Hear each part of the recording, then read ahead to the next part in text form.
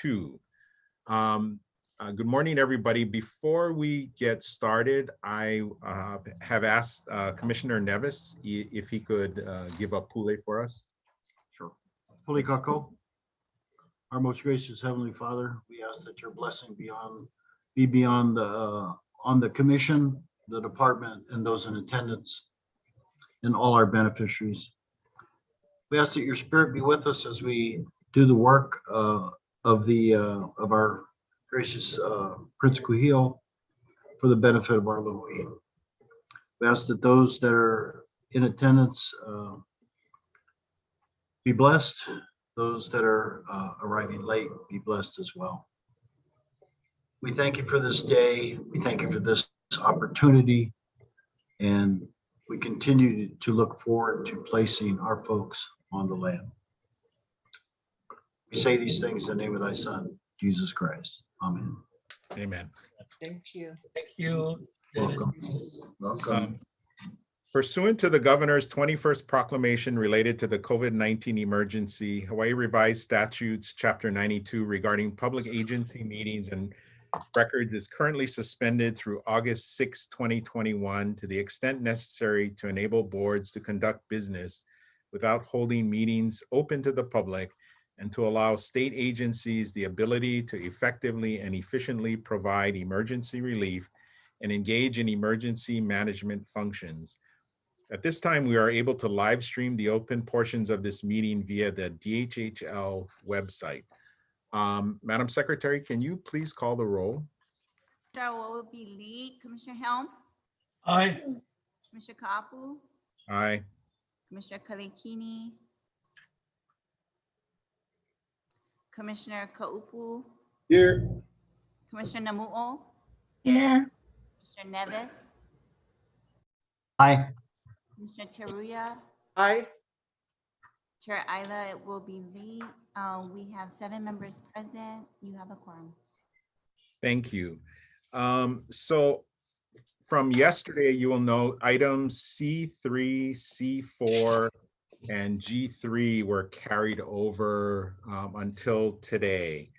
And the commission will convene in an executive session for about an hour at noon. Can I entertain a motion to approve today's agenda? So moved. Second. Any discussion? Yeah, Mr. Chair. Yes. So with that statement, are you moving item C3, C4, and G3 above the agenda from item number 2 on the regular meeting agenda today? Yes. All right, thank you. Commissioner Kaupu? Thanks, David. Leah, for yesterday, about 5:10 p.m., I signed off on our meeting. So I just want to let you know in case Thank you get you. caught, yeah, for the minutes or whatever. So did I, Leah. Yes. I had to go to Friendly Market before they close. You know, Molokai shuts down at 6 o'clock. And I believe that's a very good excuse. Thank you. Mahalo. Okay, any other discussion regarding the agenda? No. If not, all in favor say aye. Aye. Any opposed?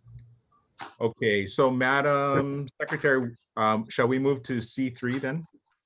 Now, Lehua is coming to the table. Okay. Aloha Commissioner Lehua Kinilau-Kano, Legislative Analyst. Item number C3 is our typical. Here. Item number C3 is our typical, sorry, I should start over. Aloha Commissioners, Lehua Kinilau-Kano, Legislative Analyst. Item number C3 is our typical legislative proposals for 2022, just letting beneficiaries as well as yourselves as the policy body know that we are in the process of accepting any legislative proposals, and the request is to have those proposals to me by August 9th, so we can have draft legislative proposals ready for the commission to review at the August Hawaiian Homes Commission meeting for approval in September.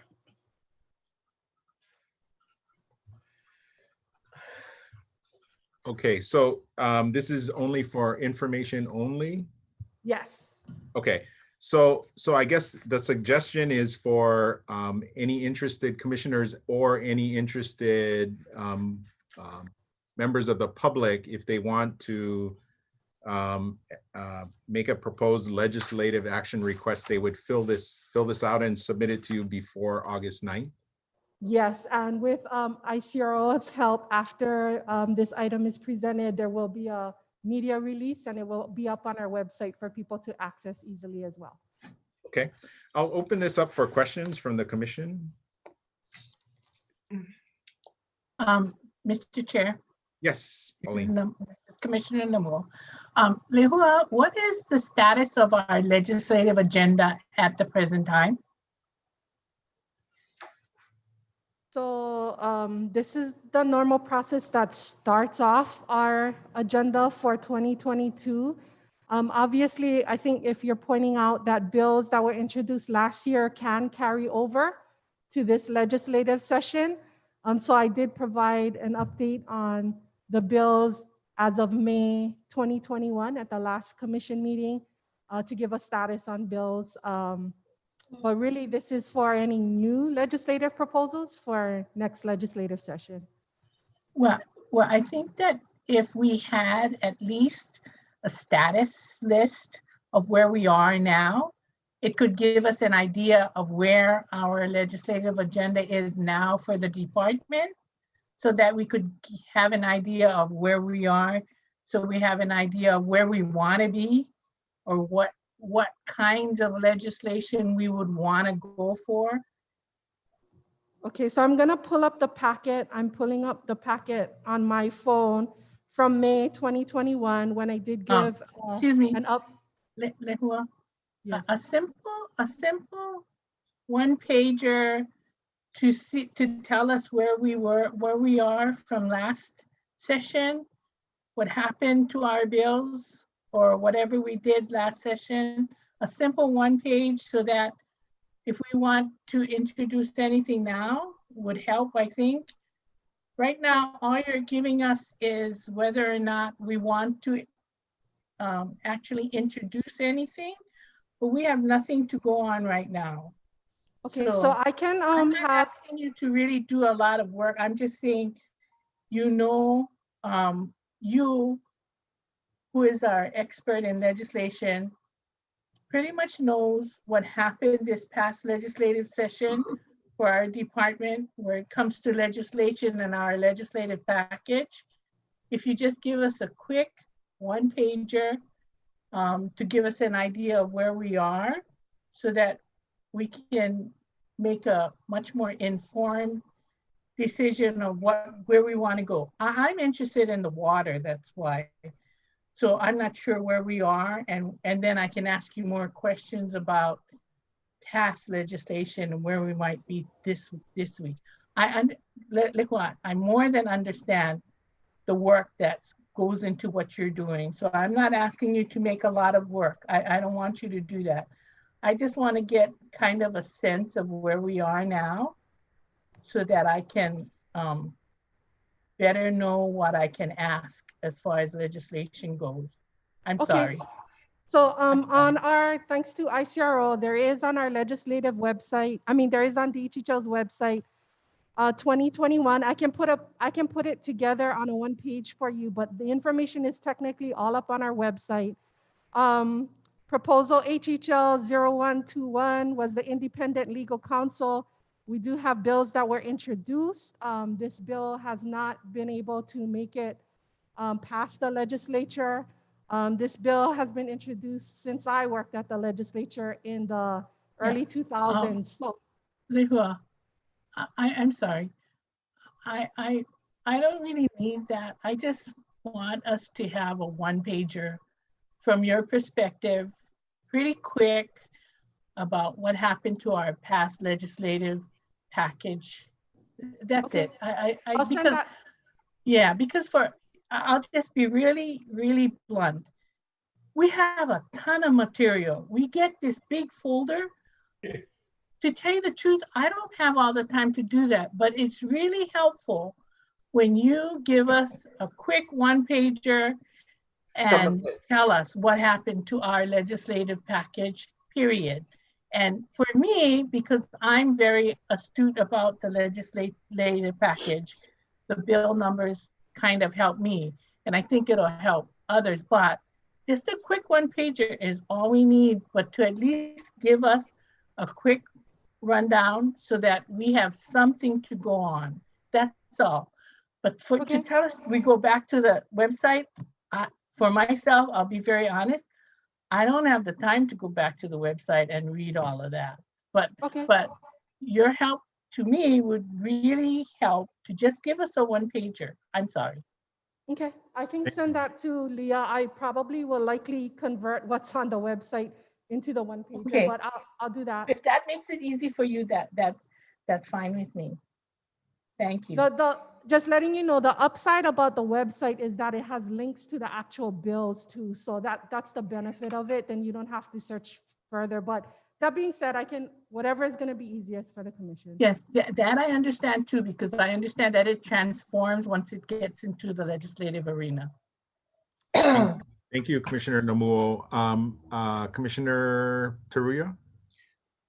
Thank you, Mr. Vice Chair. Thank you, Lehua, for this. And thank you, Commissioner Naumo, for trying to get a summarized item. Excuse me, it's Namuo. Thank you. Naum, okay. Oh, Kalamai. That's what I heard. Thank you. Yeah, but thank you, Pauline. Okay.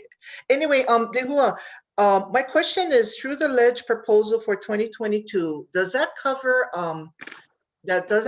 all our DHHL CIP outstanding projects in this proposal?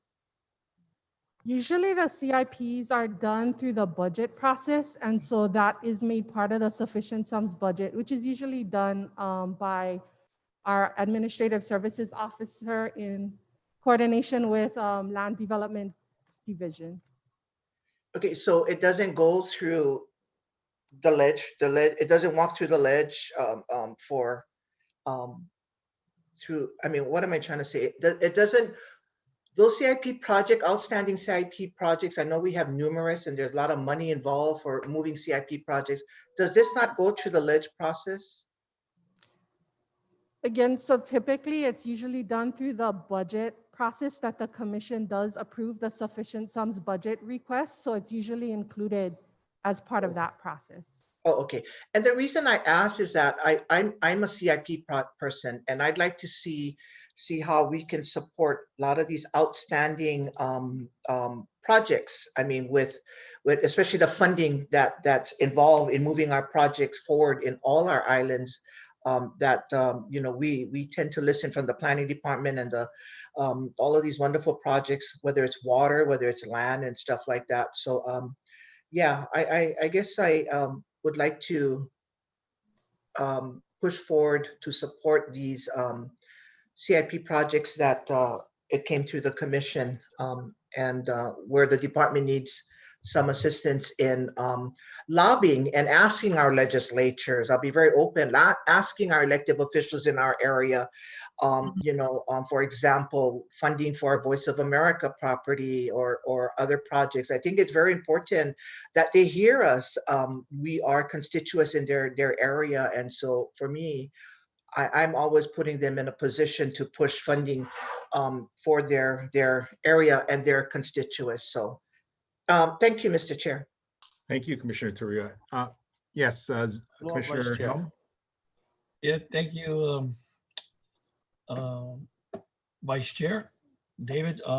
Yeah, I just wanted to also mention that I'm really interested in knowing about CIP projects for my island, and you know, and I'd like to you know, get some updates from Stuart and see what has been approved and has not been approved in the past legislation. Like, for example, Nahiva, you know, I know we're requesting for funding to do the project. So yeah, I just want to make sure that you know, those initiatives get pushed into the legislature. Thank you. Thank you. And Stuart is at at the table with Lehua. So if you have any input, Stuart. Okay, aloha, Vice Chair and Commissioners. Obviously, I'm not Chair William Ayla. I'm Stuart Masnad. I'm Acting Administrator for Land Development Division. So as Lehua had stated, so we have the process for legislative proposals.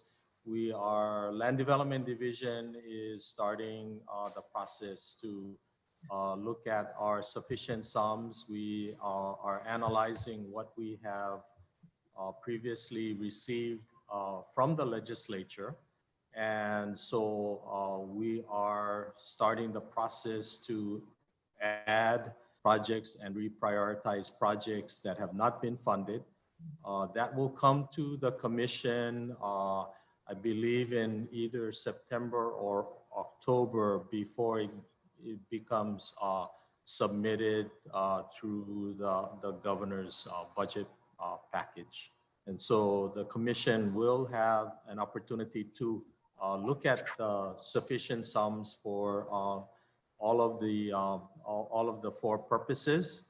And so, yeah, we'll be really, happy to work with all of you for all of the islands and to put that project together. So, we talked a lot about sewers and the like yesterday. And so our purpose for R&M package for repair maintenance projects, that is one that is really going to be, I think, a highlight of our budget package going forward, as well as other lot development projects on all islands. So we look forward to working with you on that sufficient funds list.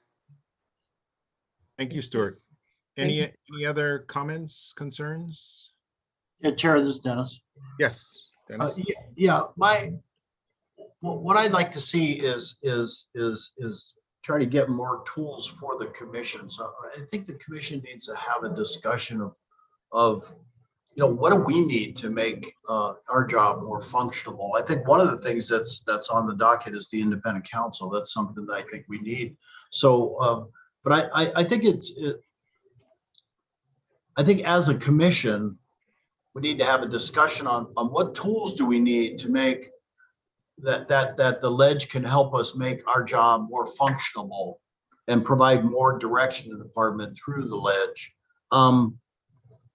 And I don't know if we have to do that in public session or in a special session to just have the discussion, then say this is the bills that we're going to support going forward. But I think we as a commission need to be on the same page. So for instance, the independent counsel, if it's been out there for a long time, it's not moving. We as a commission should be going to the ledge saying, we need this because we are having issues where there may be some conflicts with the AG handling certain issues. So I think more that sort of brings this group more cohesive together to say, this is what we support, we're moving forward. And that makes our job function a little bit more sensible to the group itself. So I'd like to see us move towards there. I don't have any ideas.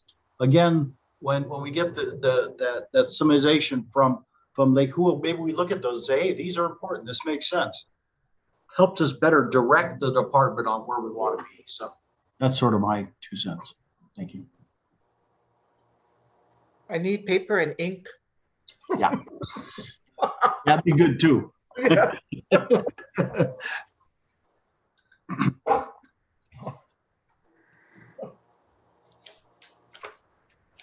You're muted, David. Thank you. I'll bring this up with Chair. And I agree with you that it's better if we're all behind those legislative proposals before we get into the season. So we move kind of with one voice, and I agree with that. So let's see what we can do to, I'll share that with Chair and see what we can do to get that scheduled. Anyone else? If not, Lehua, you have C4. So C4 is an informational submittal. This is the draft 2021 annual performance report for the Native Hawaiian Housing Block Grant.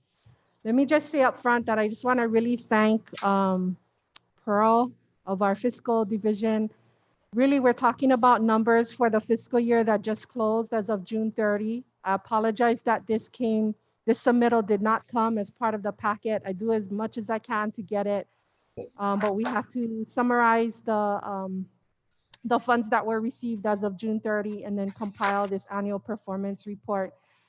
So as you can see, we're spending in the levels of where we've been from 2019 to 2020. So slightly over $5 million. We want to get to the levels of where we were between 2015 through 2018, where we were spending, somewhere between over 10 to $15 million is really the goal that we have. Just to kind of go through some highlights, we basically had 7 areas in our housing plan, but HUD has asked us to discuss the water infrastructure improvements separately. So this APR lays out 8 areas. Obviously, for the first area, CIP, we have less and less NAHASDA funds going for CIP. As the legislature has provided more CIP funding, we have less NAHASDA going in that direction, less in the ground and more for vertical construction. So less on that end. Developer financing was a program that we have with Gentry in basically financing the development of turnkey homes. And as the homeowners then finance their construction, all of that money will actually come back to NAHASDA. So it's sort of a creative revolving fund, if you will, for the developer. So again, we expect those funds to come back by the end of this year, $5 million that we will then have to disperse. In terms of homeowner financing, again, because of COVID, less awards occurring, but still we were able to finance at least one homeowner. We will see more homeowner financing in the upcoming year. We have a number of projects that are being worked on neighbor islands. It's referenced in the APR. I can go right to that page and we can talk about some of the projects in homeowner financing. So construction is underway for 6 lessees, 3 in Kanehili. 1 is actually in the final touch-up phase of this month, and the home will be completed. 2 in Kauai High on Hawaii Island, and 1 in Waiahuli, Maui. And we have a number of pre-construction ongoing for several families in Waiahuli. So we've met the number that we said we would meet as part of the housing plan. Next is the home assistance program. This is the home repair. We had projected to complete 2 units. We've exceeded by completing 5 units. 2 home repairs in Ho'olehua, Moloka'i, and Panaewa, Hawaii Island, and we were able to complete 3 homes. These are the demo new build in Papakolea, Waimanalo, and in Ho'olehua.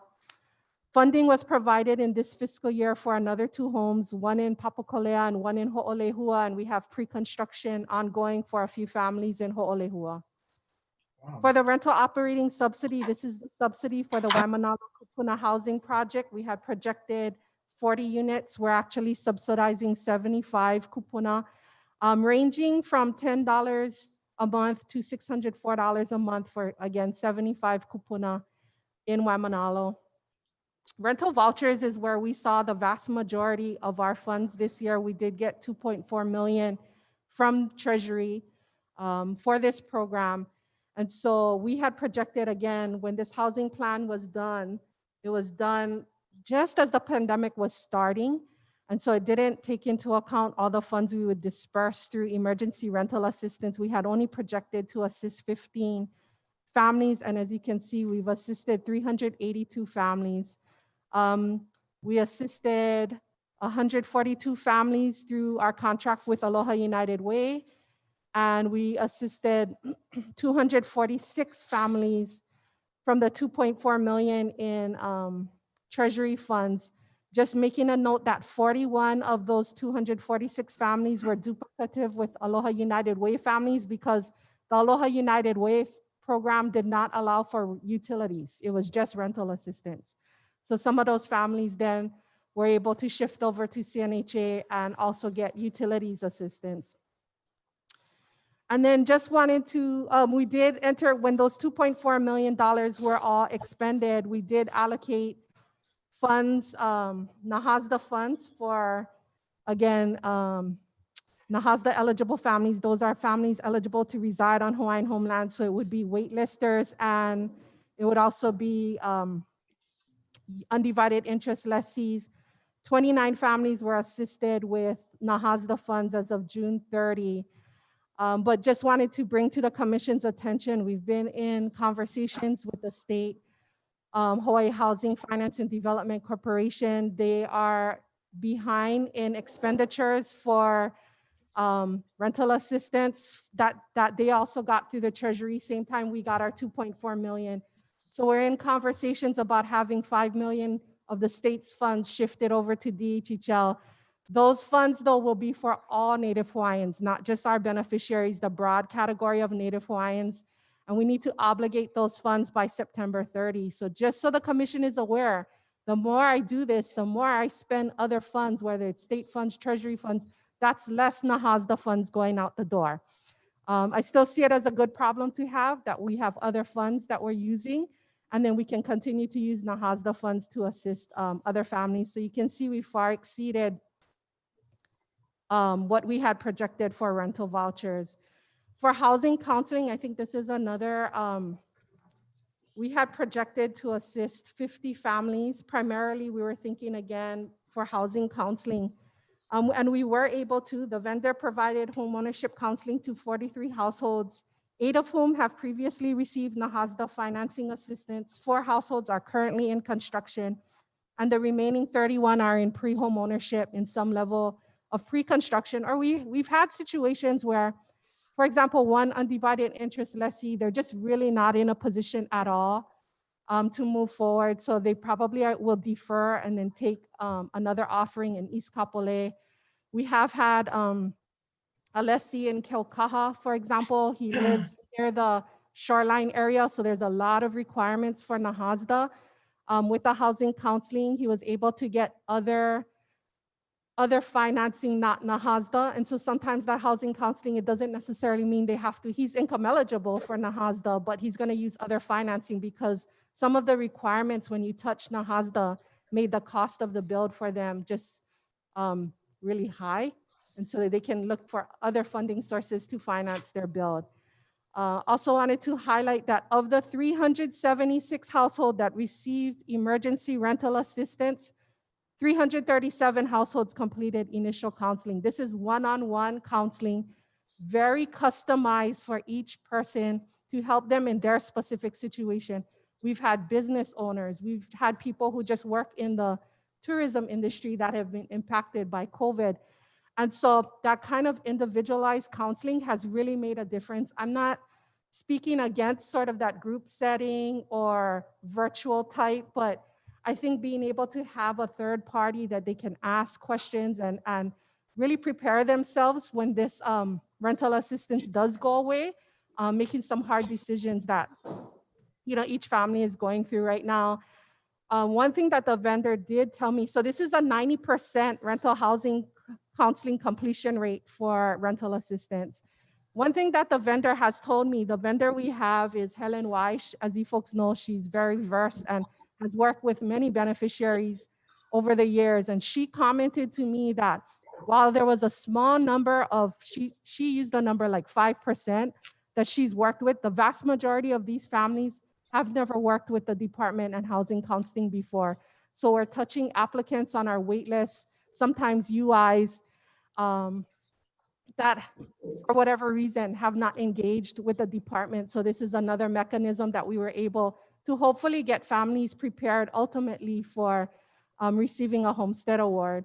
And then finally, we did have some of our NAHASDA funds is queued for Anahola water improvements as well as Ho'olehua. Again, very small, it's really on the engineering side, but just reporting those expenditures. So in terms of on page, the budget is on page 41.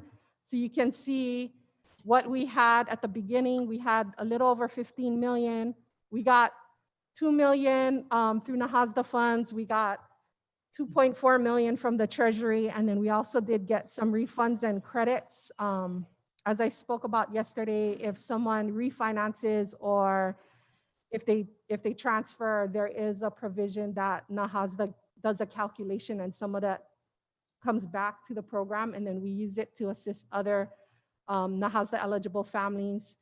So we actually expended a little 5.5 million and leaving our unexpended funds at 15.5 million, but those funds are actually obligated already.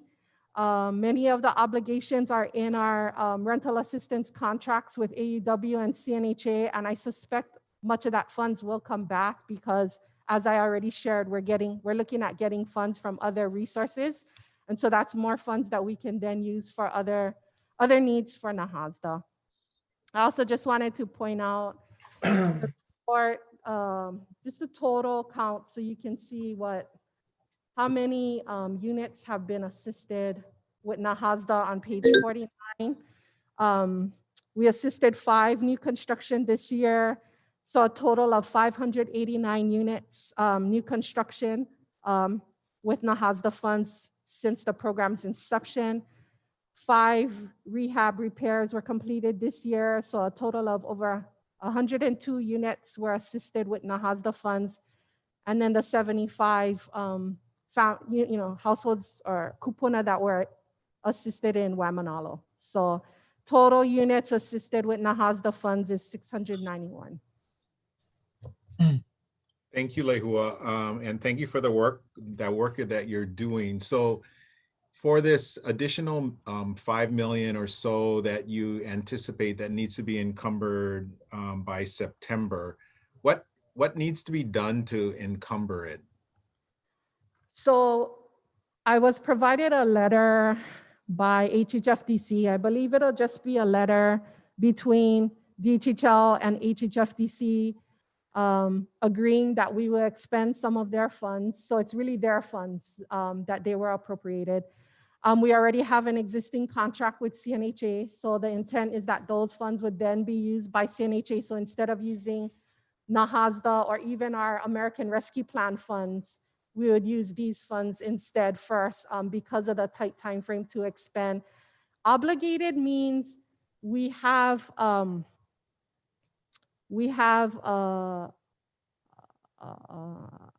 call them clients in place so as you know, the rental assistance is for up to 12 months. So we may have dispersed 3 months or 6 months. So if we know we have another 3 or 6 months, then that's considered obligated for terms of HHFDC is counting. We've talked with our vendor, CNHA. They believe that they are able to meet the obligation of $5 million by September 30. Okay, so we either have to have current clients or we have to get new clients by the September deadline. Is there any indication that the need is decreasing or is it about the same? There is an indication that the need is decreasing, but because of the clients that are already in the queue and the projections that were done, the vendor, CNHA thinks that they can meet the $5 million requirement. What that may mean is we do have $5 million that we got from the American Rescue Plan that's sitting there. If worse comes to worse, I have until September 2025, I believe, to expend those funds. One area that CNHA is telling me needs a lot of assistance is lessees, because there wasn't as much homeowner assistance besides, of course, the mortgage deferral, which this commission approved, but in terms of utilities types assistance. So we're working really hard, just give Cynthia the credit for that. We're working on an RFP to bring on a vendor to handle that. We did get 1.4 million in the American Rescue Plan for that effort. We don't think that 1.4 million is enough. So if I have to reprogram that $5 million from the American Rescue Plan for that purpose, that would be some of the ways that we can disperse those funds. But essentially, the 5 million should be able to be expended. And then the other funds that we have sitting there, if we have to reprogram for other purposes, that would be the focus. Thank you. I'll open it up to questions from the commissioners. Yeah, Vice Chair. Yes, Zachary. Yeah, thank you. Thank you, Lehua, for your great work. Question on your rental vouchers. The 376 applicants, were they all only from Oahu or was this statewide? It's statewide, and I can provide, maybe in the final, what I'll do is I'll provide the breakdown by area so you can see. I can tell you, generally speaking, the larger percentage, around the tune of 60%, is Oahu. The next biggest area is Maui, and Maui, County of Maui includes Molokai. So there are some Molokai. We may have even gotten a Lanai. I have to double check on that. And then the next area, maybe about 20, maybe not 20, maybe more like 15% is Hawaii Island. And Okay. then lastly, coming in at the bottom is Kauai. So that's sort of been the breakdown by area. Larger share Oahu, then Maui as a whole, and then Hawaii Island, and then Kauai. So it's like a 12-month limit? Right now, it's up to 12 months. You know, we can look at on a case-by-case basis. The commission did give, we can look at on a case-by-case basis. So far, working with CNHA, we've held to the 12 months, and I'm not aware of any major issues that I've heard of, but I can definitely follow up with them. Yeah, and Lehua, also the applicants, they have to come from the waiting list, or they just have to prove that they have Native Hawaiian, 50%, 25%? What is the requirement? When we launched the program, we used waiting lists because, again, we were in COVID and we didn't know if we could do all of the NHQ required in the time frame. It has actually helped process the applications that much quicker, because if we verify they're on the wait list, we just move them ahead through the process. Now under the program, using American Rescue Plan funds, which we will use the $5 million from the state, those are for all Native Hawaiians, not just those on our wait list. You know, we had that new guidance from HUD that we can use the broader definition.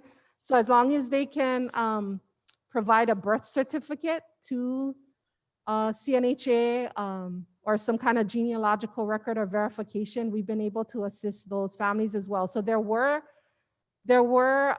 some families that had applied for CNHA funding for rental assistance that weren't on the wait list. And when we launched that new program, some of those families were able to shift over and get assistance through that new program. So now we can service all Native Hawaiians.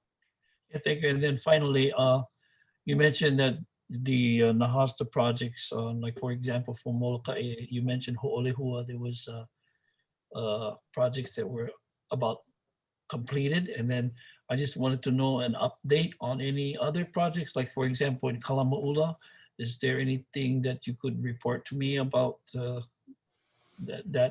families that are waiting or, yeah.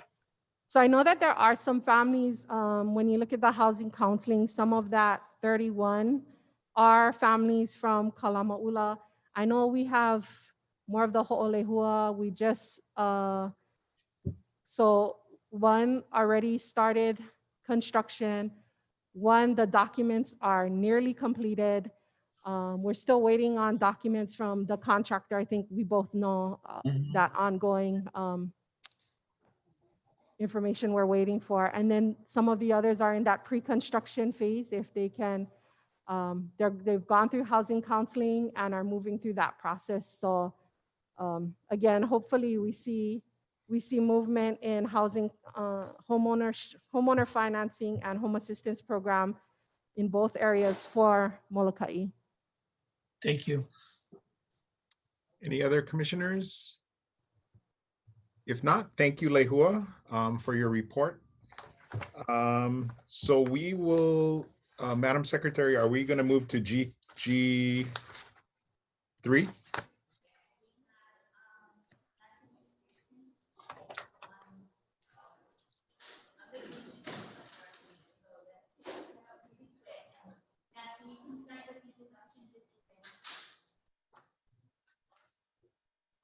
So this is Nancy, you're going to be making the report. Yes, aloha commissioners, aloha kako.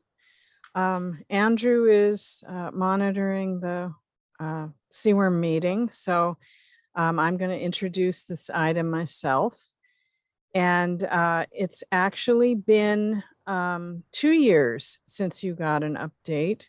We didn't do one last year because of competing priorities, particularly the emergency of COVID-19 and economic downturn. So we have a little bit of catching up to do. There's been a lot of activity, but I am glad that this was deferred because, you know, it would just be the straw that broke the camel's back, you could say, to be hearing all of this at the end of a long day. So let's move on. Next slide, please. So we have been regularly updating the commission since 2016, and we have been building on our efforts. Originally started out with coastal zone management and coastal hazard mitigation, but because of the efforts at the state and county levels, we are definitely also focusing on climate change, sea level rise adaptation. You know, it's expanding into other areas like wildfire hazards, drought, etc. So there's still a lot more work to do, but we are just going to keep putting one foot in front of the other. So the last submittal was emphasizing best practices in coastal zone management. We're going to have a little bit of a different emphasis this year. So next slide, please. After the draft submittal was approved and submitted, I came across this article, which became your Exhibit C. So it was added a little bit late, but it's just struck me that this was something that we all need to know about. There's a sea level change team at UH Manoa, which is, I believe, funded by NASA. And they are using satellite data. They're actually studying the gravitational field of the Earth in order to understand what's happening with the tides and the moon and all of this. So there's an 18-year cycle with the moon. And so right now we're in the cycle where, you know, we're having a lot of issues with flooding. But then by the 2030s, we're going to have higher sea levels and we're going to have this cycle happening again. So the idea is that we really need to be cognizant of the fact that this is coming, that it's going to be worse by the 2030s, and that these flood numbers are going to jump. So again, the planner's mantra is it's only too late if you don't start now. So the idea being that we are going to need to ramp up our efforts so that by within the next 10 years, we've made significant progress in mitigation efforts and adaptation. Okay, next slide, please. There's been a lot of action since the new administration started work. I think they were ramping up prior to January. And so the president started out by signing executive orders and kind of putting this to the top of the agenda once again. So they're looking at mitigation, resilience, environmental justice, clean energy, job creation, tying that in with the COVID-19 response, and creating a civilian climate corps, which I think could be exciting and could provide a lot of employment opportunities, possibly for our beneficiaries. There's some high-level cabinet appointments, and a lot of agencies, federal agencies, are stepping up to the plate, sort of reversing the trend of the last 4 years and trying to play catch up to bring us up to speed and on parity with basically, the rest of the developed world. And so environmental justice has been a big concern, and it is also at the state level. So next slide, please. So we've been busy. There's been meetings continued over Zoom through the pandemic. And there's been activities with the State Climate Commission. In fact, I attended their meeting yesterday, and I actually got some additional information, which I'll just have to brief you on sort of on the floor at the end of this presentation. We've did have a conference in 2020. They're not going to have one in 2021, but they're going to be doing some other things, a lot of outreach, a lot of education of the public, and ways to convey difficult messages, which is definitely something that will assist DHHL. The Ocean Resources Management Plan, we contributed a lot to that update, and really advocated for the inclusion of traditional ecological knowledge. And I did give you an Exhibit A, which talked about the importance of traditional ecological knowledge and how that's improving the scientific approach. So as we work through our planning and climate change work, we are going to be doing the same, and we already have. So the city and counties doing a lot. We're monitoring this stuff because it will affect DHHL. It will affect the way that we design our projects and implement. It will affect our beneficiaries in applying for permits and that sort of thing. So I'll get into a little bit more of that in a minute. But we have to try to be monitoring this, and there's a ton of information that's available. So in the submittal, I included a lot of web links because I really wanted the commissioners, when you have time, if you're interested in finding out more, go to these websites because there's just a ton of really good information. We participated in the state sustainability plan update, which has been adopted just recently. And the South Molokai Shoreline Erosion Management Plan has incorporated traditional ecological knowledge, and we're looking at a lot of nature-based solutions. So that work's continuing. It slowed down because of the challenges of doing community engagement over virtual. So we're hoping to do another focus group this summer, in possibly a hybrid, but hopefully in person. Hopefully we'll be able to go over to Molokai. We're working that out right now. And then hoping to have a community meeting in the fall, possibly a hybrid as well. So next slide, please. The new areas that we've been getting into have to do with cesspool conversions. We've realized that with especially our sea level communities, our shoreline communities, that their cesspools are already failing at high tide. And so we really need to get going on this. We've been invited to attend cesspool conversion working group meetings, and there's a water, the VI, Wastewater Alternatives and Innovations, have been working with the UH Water Resources Research Center on a proposal that's working towards getting funded to basically focus on just Hawaiian homelands and cesspool conversions, demonstrating some newer technologies. So there's going to be some issues with working with the Department of Health to make sure that those are sort of pre-approved before they're implemented. We definitely have some communities that has some challenges, as you've heard with the discussion of Papakolea, even just getting them onto the municipal sewer system is challenging. We've got, so what's happening right now, and I don't think LDD has reported on this yet, but there is a study that is going to be happening very, very soon where they're going to be assessing communities here on Oahu for the lots that have cesspools for the potential for connecting up to the city's wastewater system, sewer system.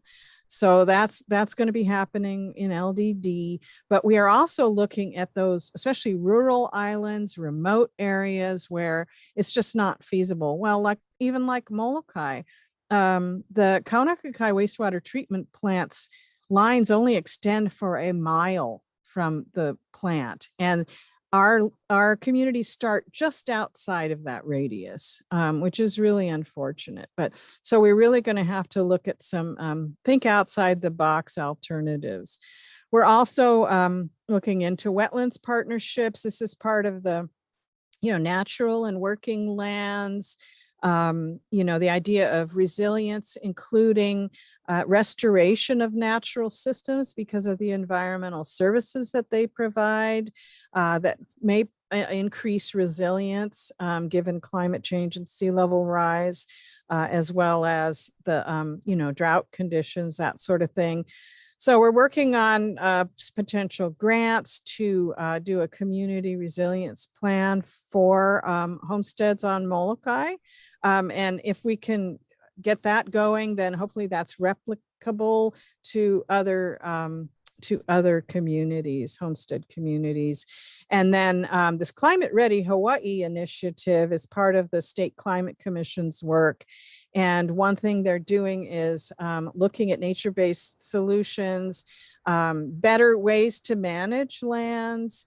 And so that's part of the natural and working lands hui. There's work that we inside DHHL need to do to kind of mobilize our already overtaxed staff to participate in some of these new ways of doing things, which are actually in some cases old ways of doing things. So, okay, next slide, please. Nancy, before you go, what is GHG? Oh, greenhouse gas. Sorry. Yeah, if there's any acronyms, space when you're doing a PowerPoint is kind of at a premium. So just stop me and I'll be happy to explain those. Okay, thank you.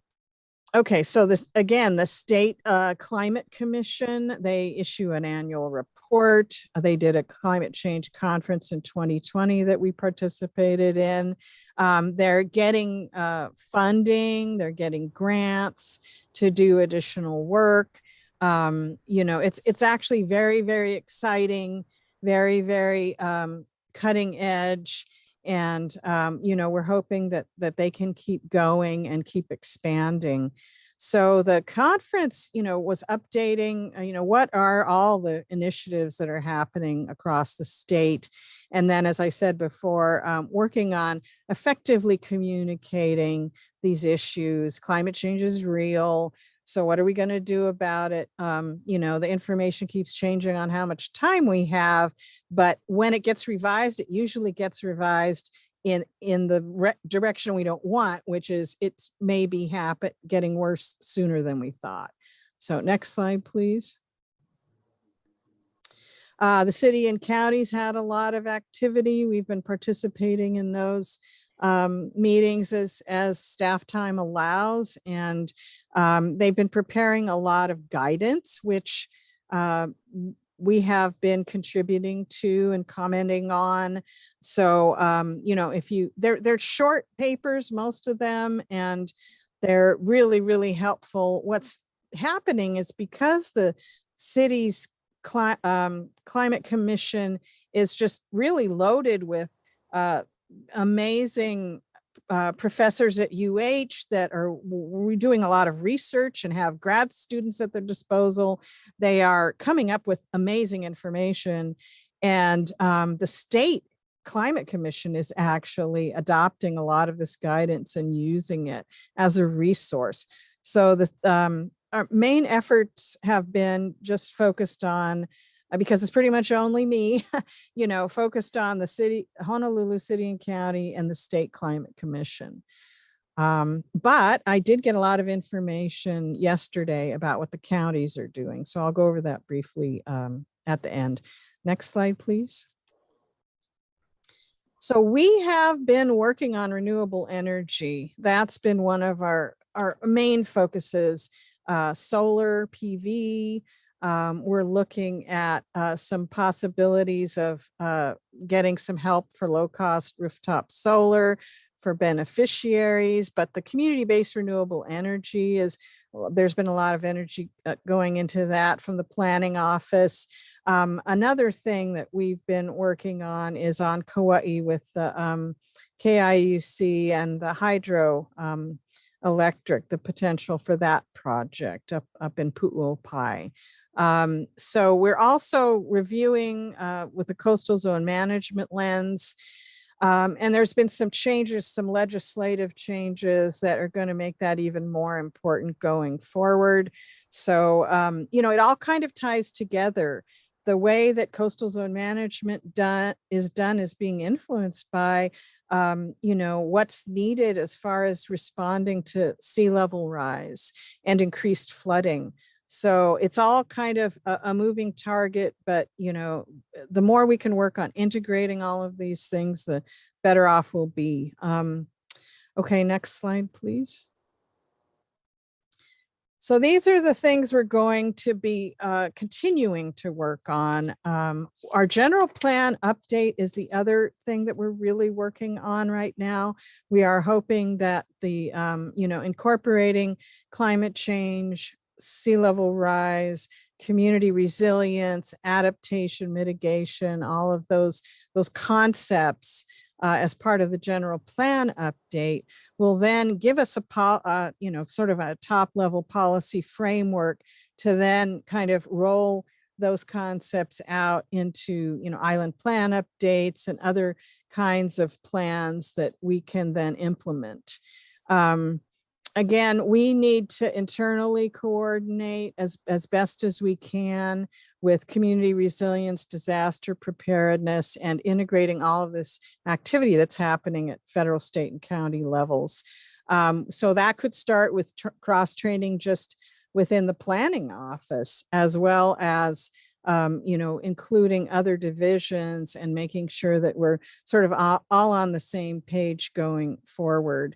That includes the criteria for evaluating land exchanges and acquisitions, which we saw just recently with the Eva Beach lands. We did evaluate those for sea level rise vulnerability using the SLUREXA data. And then also we'd like to conduct a workshop for the commission in a few months to get recommendations and direction from you on prioritization of our efforts. We are limited in our resources. This hiring freeze has been pretty tough for the planning office as well as the other divisions.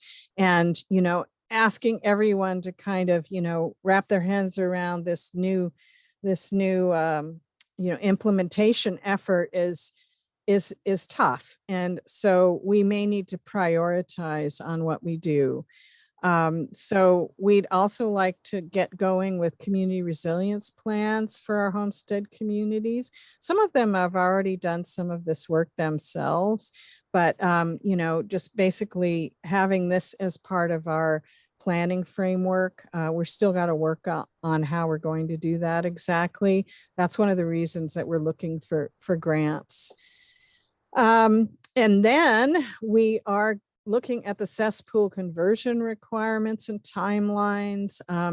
So we're going to work on a joint submittal with LDD to basically look at what's going to be required, how soon we're going to need to do these things, and what resources might be available to the department to assist our beneficiaries.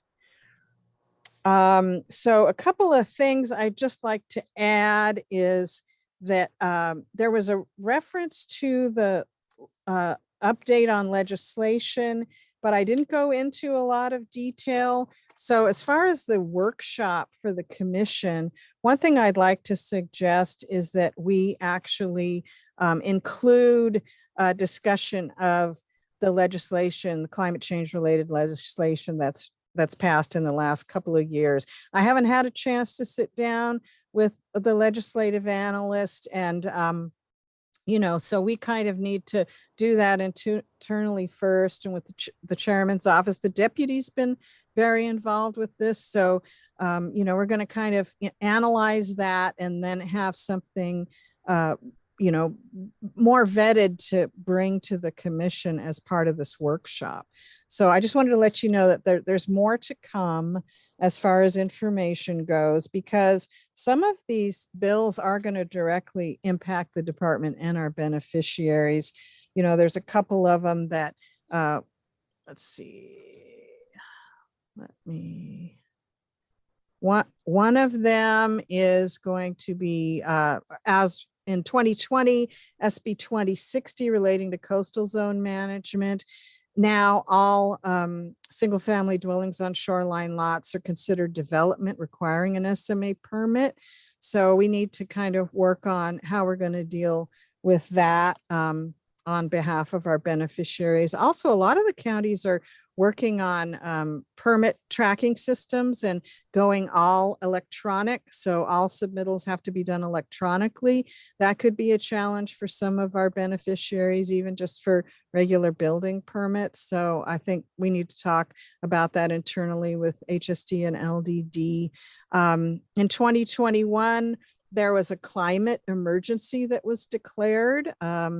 Senate Concurrent Resolution 44, requesting statewide collaboration towards an immediate just transition and emergency mobilization effort to restore a safe climate. So there's going to be a lot of things coming out of that. SB 474, residential real property transactions. I'm sure Commissioner Kaapu is aware of this. Sea level rise exposure area mandatory seller disclosures. HB 243 relating to sea level rise. That's going to be a big one. All executive agencies shall compile assessments of their at-risk critical infrastructure. So we're going to be expected to do that assessment in the next year or so, and coordinate and submit annual reports to the legislature. So we'll be providing more information about that. And then just briefly to update you on what the counties are doing. Yesterday, there was a report out by the counties, and that was very informative. And so Hawaii County is doing a fleet analysis for energy efficiency. They have their Department of Water Supply as leak detection loggers. They're doing, a lot of the counties are doing climate action plans. So an integrated climate action plan. They're looking at their shoreline setbacks and riparian buffers. And they're, they had a general plan update underway, but they're sort of reevaluating it. So now it's going to be a 2040 general plan, and they're going to be incorporating climate change adaptation and sea level rise principles. They're also expediting renewable energy projects. So that's something that, we really need to have on our radar, because there might be opportunities for DHHL on all the islands in that area. On Kauai, they're also doing a climate adaptation plan and focusing on greenhouse gas reduction. They want to be on 60 to 65% renewables. And they also discussed hydro projects for KIUC. And so they're looking at reducing the vehicle miles traveled on their island to deal with passive flooding and high tide run up.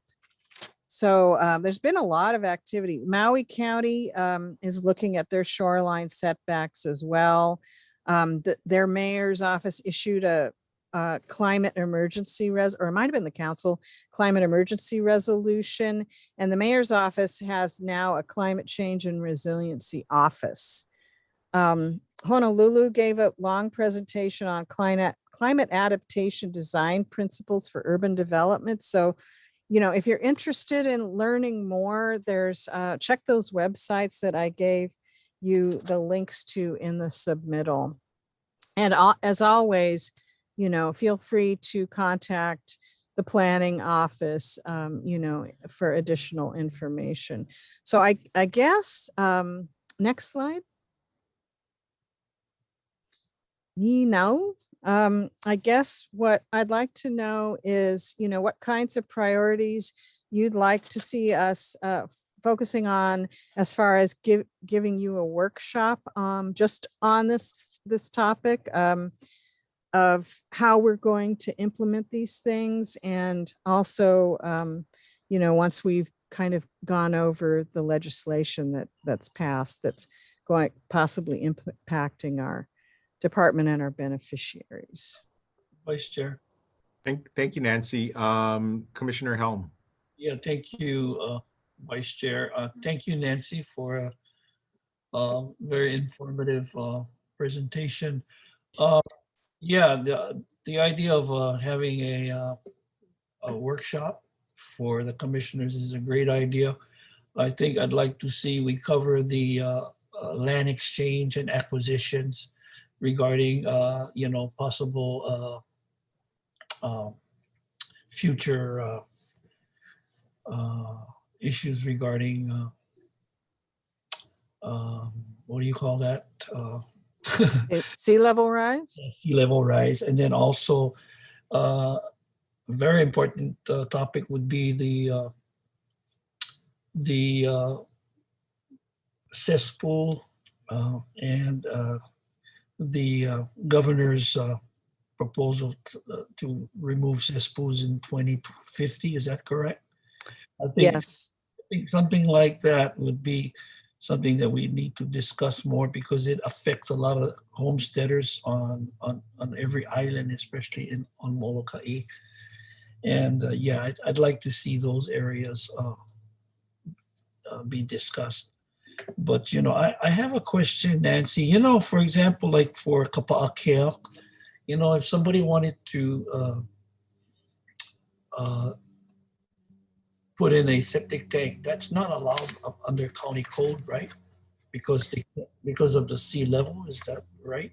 Actually, septic tanks are, but what they're working, see, this is all kind of a moving target, but what the Department of Health is hoping that everyone moves toward is, wastewater treatment plants and getting away from on-site disposal systems. Right now, the main priority is cesspools, because the waste isn't treated at all. And, septic systems can be very effective, but in places like Kapa'akea, the problem is, as you know, the water table is in some cases just inches under the ground. And we also know that Kapa'akea was filled when it was created. So that's creating a lot of issues. There's a lot of tidal influence there. So that would mean more expensive aerobic systems. So what we're hoping with this Work for Water project, if it gets funded and we can do a pilot program on Hawaiian homelands, is that there will be various alternatives for those particularly difficult areas, that kind of proof of concept sorts of things.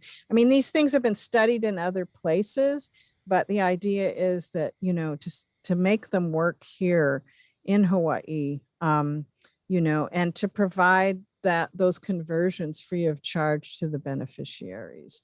So that's what we're hoping to do. But yeah, the septic gets a little more complicated. There's things like neighborhood scale systems where what they do is they take the wastewater, and as you saw with that grinder technology too, that there's a way to do something on the lot, and then that actually they keep the solids on the lot in some cases in a tank, and just the liquids go to a centralized sort of a neighborhood scale or subdivision scale treatment plant with a leach field. And so there's, you can hook up maybe 20, 30 lots that way. So, especially for our newer subdivisions going in, we're going to have to look at those kinds of alternatives. And we've been talking with Stuart and LDD about those ideas. So yeah, it's a good thing for those alternative systems, because it would just be very expensive. So for the beneficiaries to invest in. Thank you. Thank Yes. you. So we're gonna go to Randy, then Patty, and then Dennis. Thank you. Nancy, thank you for that presentation. That first slide you showed, was that Mapuna Puna? Yes, Is that salt water we're looking at? yes, Okay, and then we do have properties in Mapuna Puna, right? yes. And they have been being affected by that. The ones that are closer to the street, so the lower section. Okay, There's fish. I've been down there when there were little fish swimming around in the street. would that be mullet by any chance? No, I'm not sure. Um, so, Nancy, every time you give this kind of presentation, I liken this situation to the environmental equivalent to a global pandemic. And that situation is already here. And so that sense of urgency is with us every day. Mhm. And I do think it's important, and I appreciate your decision to create a workshop for the commissioners. I think that's really important because we can't really necessarily decide on solutions if we don't have a better idea of, or at least being afforded an opportunity to take a deeper dive into what you've learned. In fact, I would ask that if there's any other climate change conferences scheduled, that we be invited to participate so we can listen in and be part of that discussion.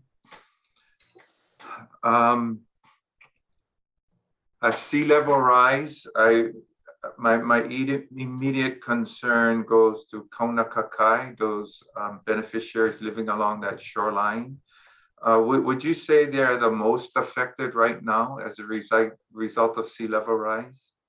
Absolutely. Okay, so Keaukaha, there's a lot of sort of beach park.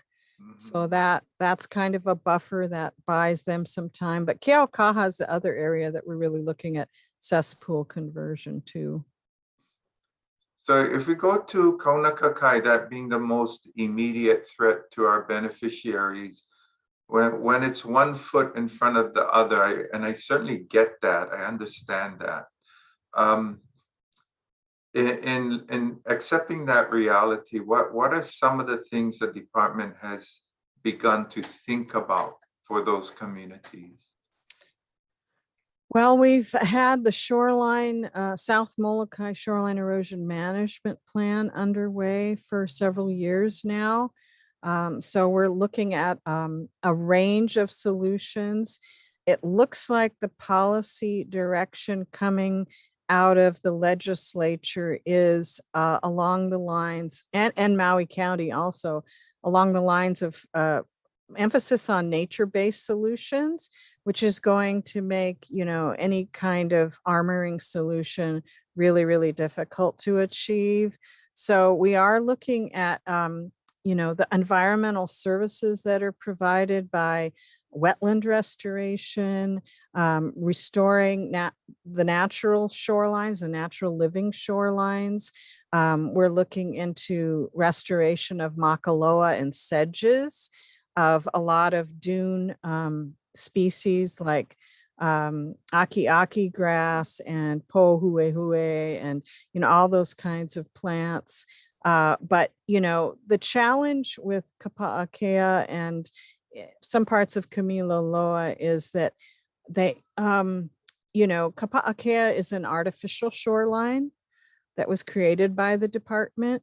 And so there's going to be a lot of challenges with employing nature-based solutions along that stretch of shoreline. Kamiloloa has a much better chance. Kalama'ula, interestingly enough, at the beginning of the program, and one thing I wanted to preface my presentation with was on the 100th anniversary of the Hawaiian Homes Commission Act, looking forward to the next 100 years. This becomes really, really important. But back in the 1920s, there were lots created on the Mackay side of the highway. The highway, the road actually was more Mackay, and then it was rerouted through Hawaiian homelands, the Mauna Loa Highway. But those lots were originally created and those leases issued, but it was in a floodway, and flooding happened, and quickly the department realized that we can't leave our lessees there, and so they were relocated. So those are still tax map keys. There's still Hawaiian homestead lots of record, but they can never be issued because of their vulnerability to flooding.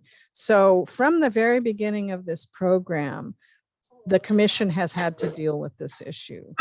And so it would possibly behoove us to look back on that history and understand all of that and share that with today's beneficiaries, to understand that, the main thing is to protect the health and welfare and the safety of, of our beneficiaries now and into future generations, that's just really got to be a priority. And now we have enough information.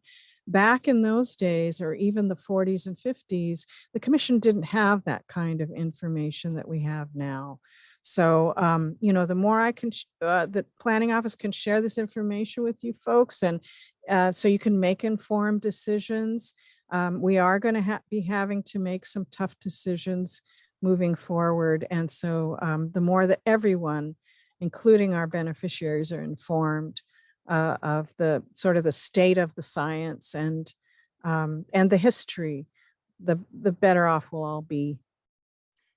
Yeah, thank you, Nancy. And I would agree. And the information we have today versus the 1940s, it's a very different situation in terms of the environmental crisis that's unfolding before us. So we do have to make tough decisions. And in order to do that, we need to be grounded in the science and the information that you currently have.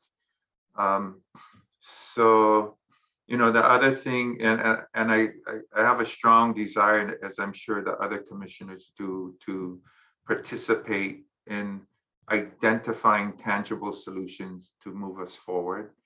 I do think also the focus is on sea level rise, but you mentioned earlier that the results of climate change are affecting or creating droughts, forest fires. We can see that from just watching the news, the heat waves that are affecting various states and countries are getting really scary. So, one of the things that we are trying to get off the ground in Kahiki Nui, for example, is bringing back our native forests. Is a step in that direction, because it's the creation of watershed areas. So I do think I would ask the department to start thinking about those opportunities as well, because as we continue to heat up and dry up, we need to start creating more forest habitat. So thank you. That's it for me. Mahalo, Commissioner. Sorry, thank you, Randy. Next, Commissioner Teruya. Yes, thank you, Mr. Vice Chair. Thank you so much, Nancy, for this presentation. And I echo the commissioners that spoke before me. I too really support community planning resilience workshops. And not only for commissioners, but for our beneficiaries. I think it's time, it's vital that we need to really talk about the importance of the sea level rise and the concerns on the county and the state level. The City and County Office of Climate and Change since 2016 has done a remarkable, amazing job. I mean, I remember Josh Stamber, the executive director, as a neighborhood board member and chair, we had the ability to have numerous presentations from the county during their time of workshops. So we had the opportunity to participate and to educate ourselves, and it was very rewarding for us to have these sea rise climate change. My concern was always about, which Commissioner Helm brought up, was a cesspool. In Nanakuli, we have old Department of Hawaiian Homestead properties that are still on the cesspool, not hooked up to the county level, and we see daily sea rising coming up. We have homesteads in Nanakuli right next to the ocean. I mean, walls are being moved as we talked, right now. But these are beneficiaries, like you mentioned, it came in such a long grandfathered years back where they didn't have the caution of sea level rise. It was nothing to us, But for the homestead, I guess my question is, we need to have strong dialogue on this. And the reason is that what are our plans from the department level to our beneficiaries that are going to be impacted, and their homesteads that are right near the Makai ocean front and will be affected of the sea level rise? I understand from our Ahupua'a of Nanakuli, the sea level rise by the county was moved further up Mauka. And so it went totally from the bottom, from sea level rise, it went all the way up to 3rd and 4th Road. And that is a large length that it moved up. So these are the concerns in our Ahupua'a that I looked at and talked to the county level of the city of Office of Climate Change, and they're very helpful. They have a lot of great information, a lot of workshop. I enjoyed it. I would repeat going to one of those workshops again, Nancy. And I know you stated that in your presentation. They are looking at our future. So, but I just wanted to kind of chime in and thank you for this presentation, and to really support the community planning on resilience for our homesteads and for commissioners to educate us and to come up with discussions already and planning for our DHHL beneficiaries and properties. So with that, thank you, Mr. Chair, Mr. Vice Chair. Thank you, Patty. David, I'm sorry, Yes. Vice Chair, could I just respond? One thing I think that the Office of Climate Change and et cetera, OCCSR would be willing to do is possibly do a presentation to the commission, if the commission is interested in that. They have been doing amazing work. Josh is no longer the ED, but I know the gentleman who's doing it now, and he's great too. And so if the commission is interested, we could try to set that up, and maybe we could do it along with the workshop, towards the end of the year. And thank you for that. It's a very good suggestion. And I know Josh isn't here. It's sad that he left though, but administration's turned over. He was very, very helpful and really maka'ala to when he came out to our community. It will help. And I would like to suggest maybe our vice chair could bring it up to our chairman that we can work with the County Office of Climate Change and have them do a presentation. And as Nancy suggested, it will be such a rewarding workshop presentation, I think. And I look forward to that. But thank you again. Thank you, Patty. I will bring that up to William. So we're going to go to Dennis and then Russell. Go ahead, Dennis. Yeah, thank you, Patty, sorry. Thank you, Nancy, for your proposal or for your presentation. I think for our workshop, I think it's important that you provide a list of areas, at least my concern for areas on our islands that that are impacted by these environmental issues in terms of sea level rise and septic issues, because there are many rural areas out here in Kauai where we don't have a sewer system to tie into. So it's going to be septic, and it's either going to be an aerobic septic, engineered system, or a regular septic system. We also do have some lots like in the Aleomanu area of Anahola where we have not issued those lots because they already are impacted by some sea level rise. So we may need to look at when we're planning for future homesteads in the areas that we try to avoid the sea level rise, and see if we get some kind of land exchange. You know, there's been talk about a land exchange with different counties, so that might help. But I think maybe more of that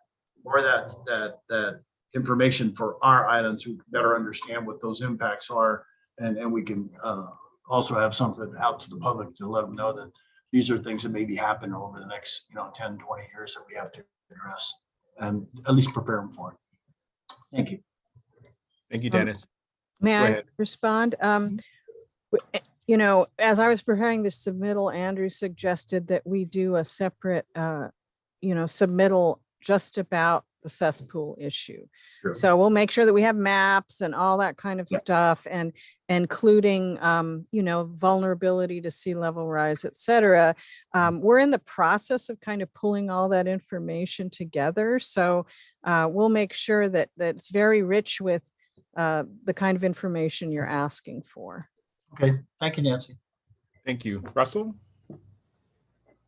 Nancy, I just want to pass on that with regard to Mopuna flooding, that following a presentation that was done for us regarding our Moanalua industrial property or properties, that I spoke with some folks from Kamehameha schools who have significant commercial and industrial holdings in the general area, because I wanted to see what they were doing. And they're further ahead as far as the commercial side, as far as planning for improvements to their neighboring properties to address rising tide. So to the extent you or us as the commission want to try to take advantage of some of that work that was done already, I'd be glad to put you or us in touch with those folks. That would be greatly appreciated, Russell. There's no point in reinventing the wheel, right?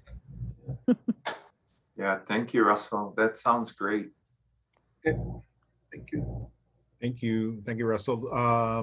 Commissioner, Mike. Thank you, Vice Chair. Yeah, Nancy, thank you for your presentation.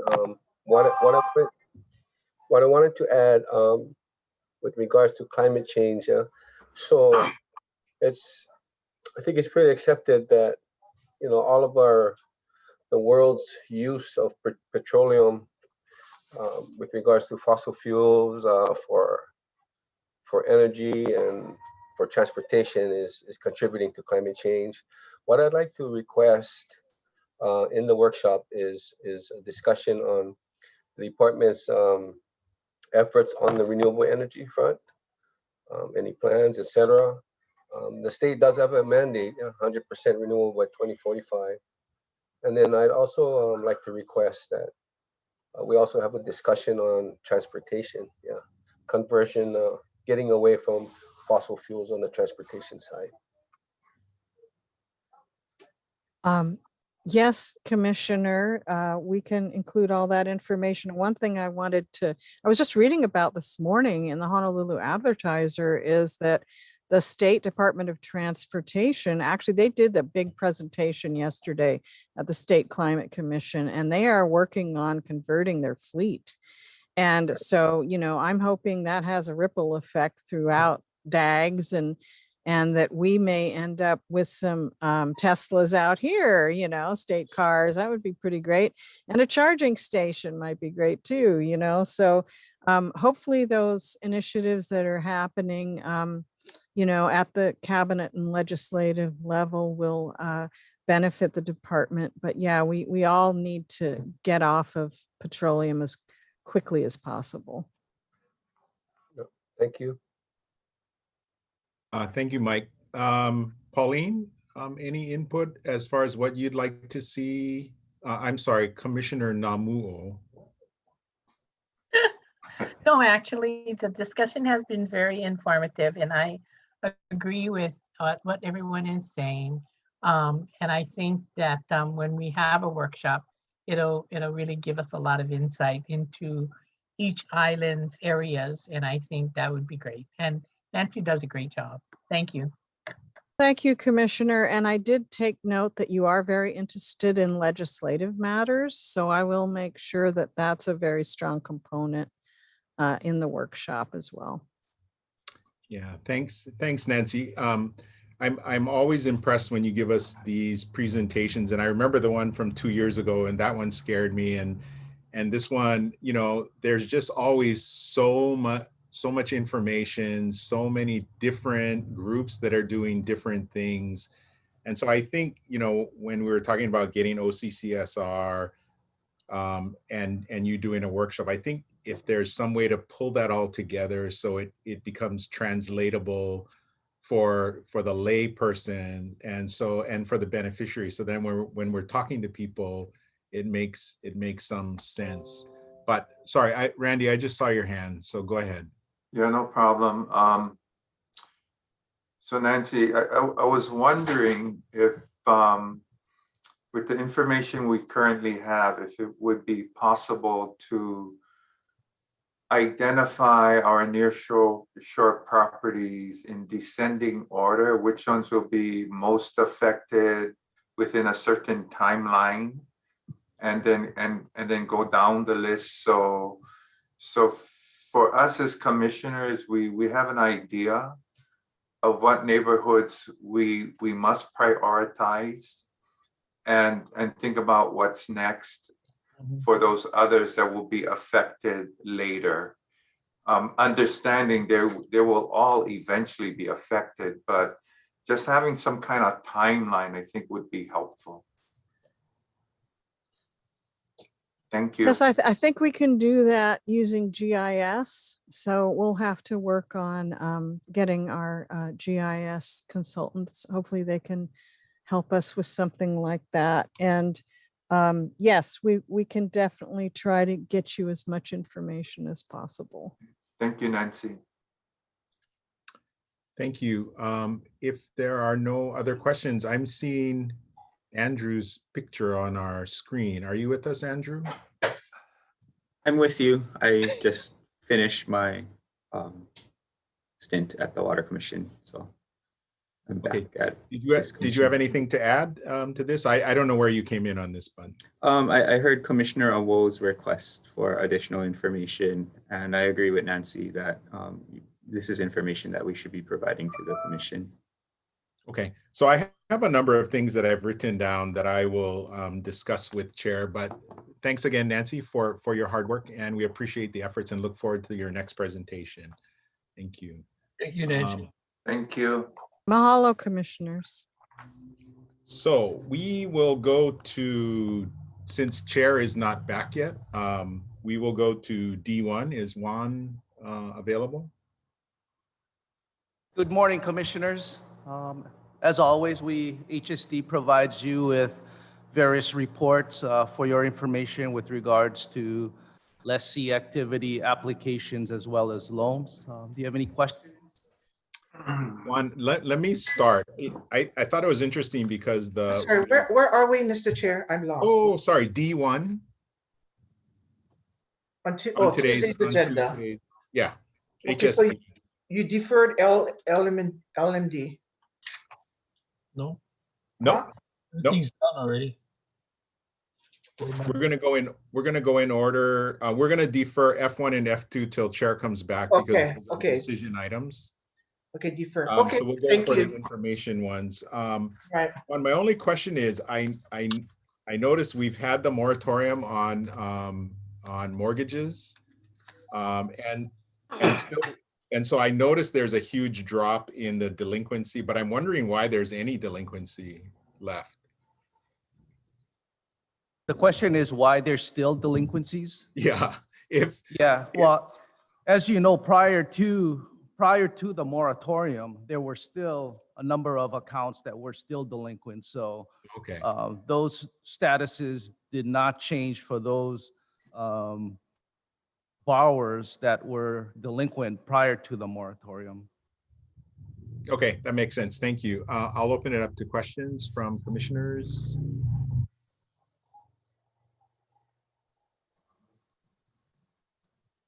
If Any there's no other questions, I just wanted to highlight yesterday, there was a question with regards to the number of applications that are received on a monthly basis. I looked at the numbers for just this current calendar year, and there was an average of about 73 applications that was reported to you through the D1 reports on a monthly basis. So this month, it's reported that there's 80 new applicants or applications that was added to the list. And Juan, of the applications, how many of them, what percentage get a yes? I mean, Well, all of them are yes. All of them are unqualified. Yes. Yes. Okay. As we're moving forward, again, we don't put a applicant on the list unless they've been confirmed and verified to have at least the 50% required by the act. Got it. Thank you. Yeah. Any further questions? Vice Chair, can I say, Yep. thank you, Juan. Juan, so you said between 70 and 80 a month? And then that's, No, this month there's 80 that's reported for this month's report. There's been an average of 73 from January to this month. and this isn't for the entire state, correct? That is correct, Commissioner. Okay, thank you. So I just have one question, Chair. This new policy you have in effect that they need to be qualified before they're put on the list. When did we start that? That was approved by the commission, I believe, in October of last year. Okay, so since October, if you're on the list, you're qualified. You We've meet the been, qualifications. well, the policy, the NHQ policy was that the commission requested that all of the NHQs for the beneficiaries, whether they're applicants or lessees by way of transfers or successors, that you as a body approve the beneficiary has met the minimum blood quantum requirements. Okay, all right, thank you. Okay, anything further? If not, thank you, Juan, and we will move to F3. Thank you, commissioners. Oh, yes. You have to vote for that? No, that's for information only. Yep. Okay, so F3. Recess. Commissioner Kapu, can we get a 5-minute recess? Oh, yes. Why don't we take a 5-minute recess? It is 11:08. We'll come back at 11:15. Thank you.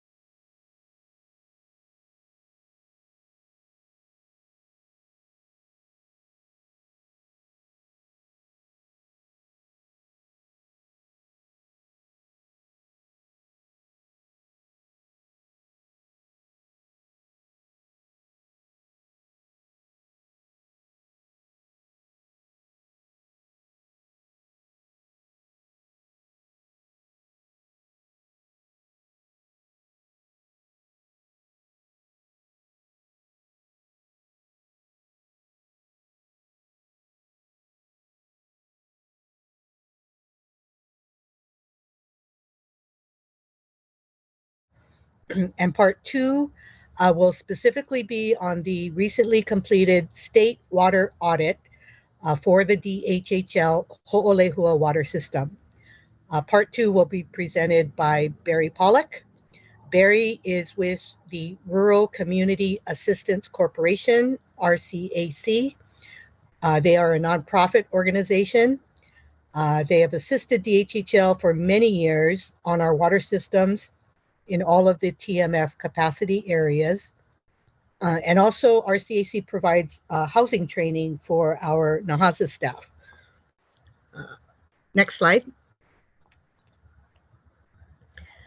This submittal is to report on the department's progress in addressing the department's capacity areas for all its water systems and in addressing the USDA federal funding conditions for the DHHL Ho'olehua and Anahola water projects.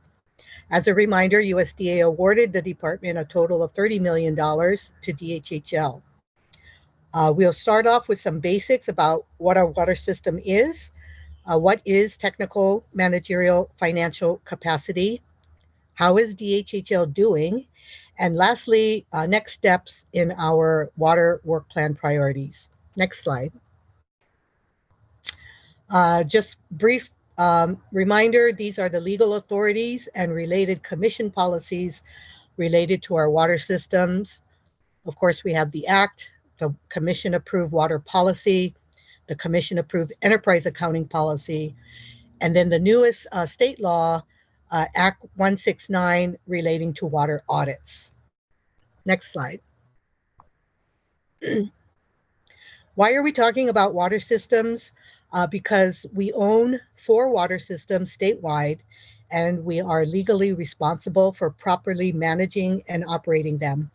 3 of our systems are regulated public water systems. Thus, they must meet federal and state drinking water quality standards. Our 4th system is a non-potable system, not for human consumption. Per the USDA federal conditions, the commission is to receive routine annual training on technical, managerial, financial capacity. USDA is making a $30 million investment in the DHHL water systems, and so they have an interest that our governing board has the necessary capacity to manage and operate the water systems on a sound business plan. The department and RCAC first conducted the TMF training back in 2017. And then we did a recent one about more than a year ago in January 2020. So this is the 3rd time we are conducting this briefing. Next slide. You folks have seen this graphic before. This is a typical drinking water system in any state. Starts with a source, such as a well, or another water system provides the source. Then there's some kind of treatment. Fortunately for Hawaiian homes, our source water is of high quality, so we do the minimal treatment that's needed. We don't have the large treatment plant facilities like the counties do. Then the water gets stored and then distributed to the homestead lots. Next slide. You've also seen this table before. This is just a snapshot summary of the department's water systems. We have 4 of them statewide. The good news is that all of our systems currently meet federal and state water quality standards. Overall, the department's water systems serve a total of over 900 customers statewide. This represents serving less than 10% of the department's lessees statewide. Lessees that are not served by a department system are served by the counties. And just as a note, Ho'olehua is the department's only system that serves both beneficiaries and non-beneficiaries like the airport, the schools, and businesses. Next slide. More than 97% of the nation's regulated water systems are considered small systems by the water industry. Small meaning the system serves fewer than 10,000 people. In the department's case, our systems are extremely small, serving 600 customers at best. Small systems face unique financial and operating challenges to consistently provide safe, clean drinking water. The department is not any different. For example, with a very small customer base, as many of you know, the department is not able to financially break even while keeping rates affordable to our beneficiaries. The department continues to highly subsidize our 4 water systems, which again serve only 10% of our lessees. And just as a side note, we currently have a cost of service study underway, and now the estimate is $2 million annual trust subsidy total that the trust is subsidizing the current systems. For now, we're just going to cover the high level on covering all 3 areas of technical, managerial, and financial capacities. Next slide.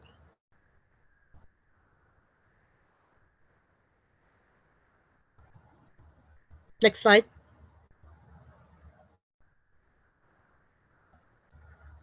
So we'll just jump right into the individual capacity areas and how the department is doing to address each one.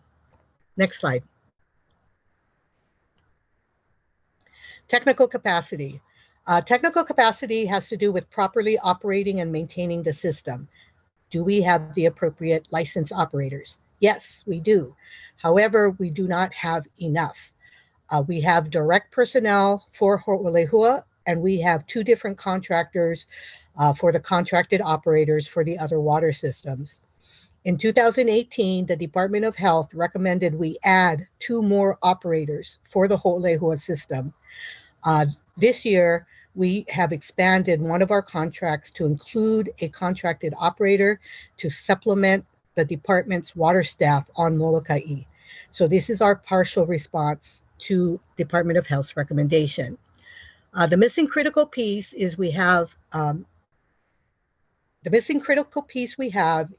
an overall manager with the expertise to oversee, guide, and direct both of our department personnel and the contracted operators. The other complication is that our water operations is managed by 2 different divisions.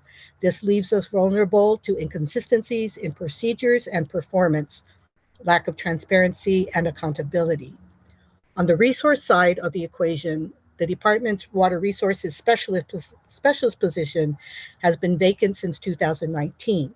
We have not been able to fill that position as of yet, and due to the pandemic. The department is seeking an increase in its water pumping allocation from CWIRM. This year, CWIRM accepted our WUPA application as complete, and we are awaiting their decision. We also are forwarding a groundwater reservations request to CWIRM, as you folks discussed under the G1 item yesterday. The other update on technical capacity is that the state of Hawaii started a new annual requirement for water systems to conduct an annual audit to manage the limited water resources we have in the state. All water systems are subject to this annual audit.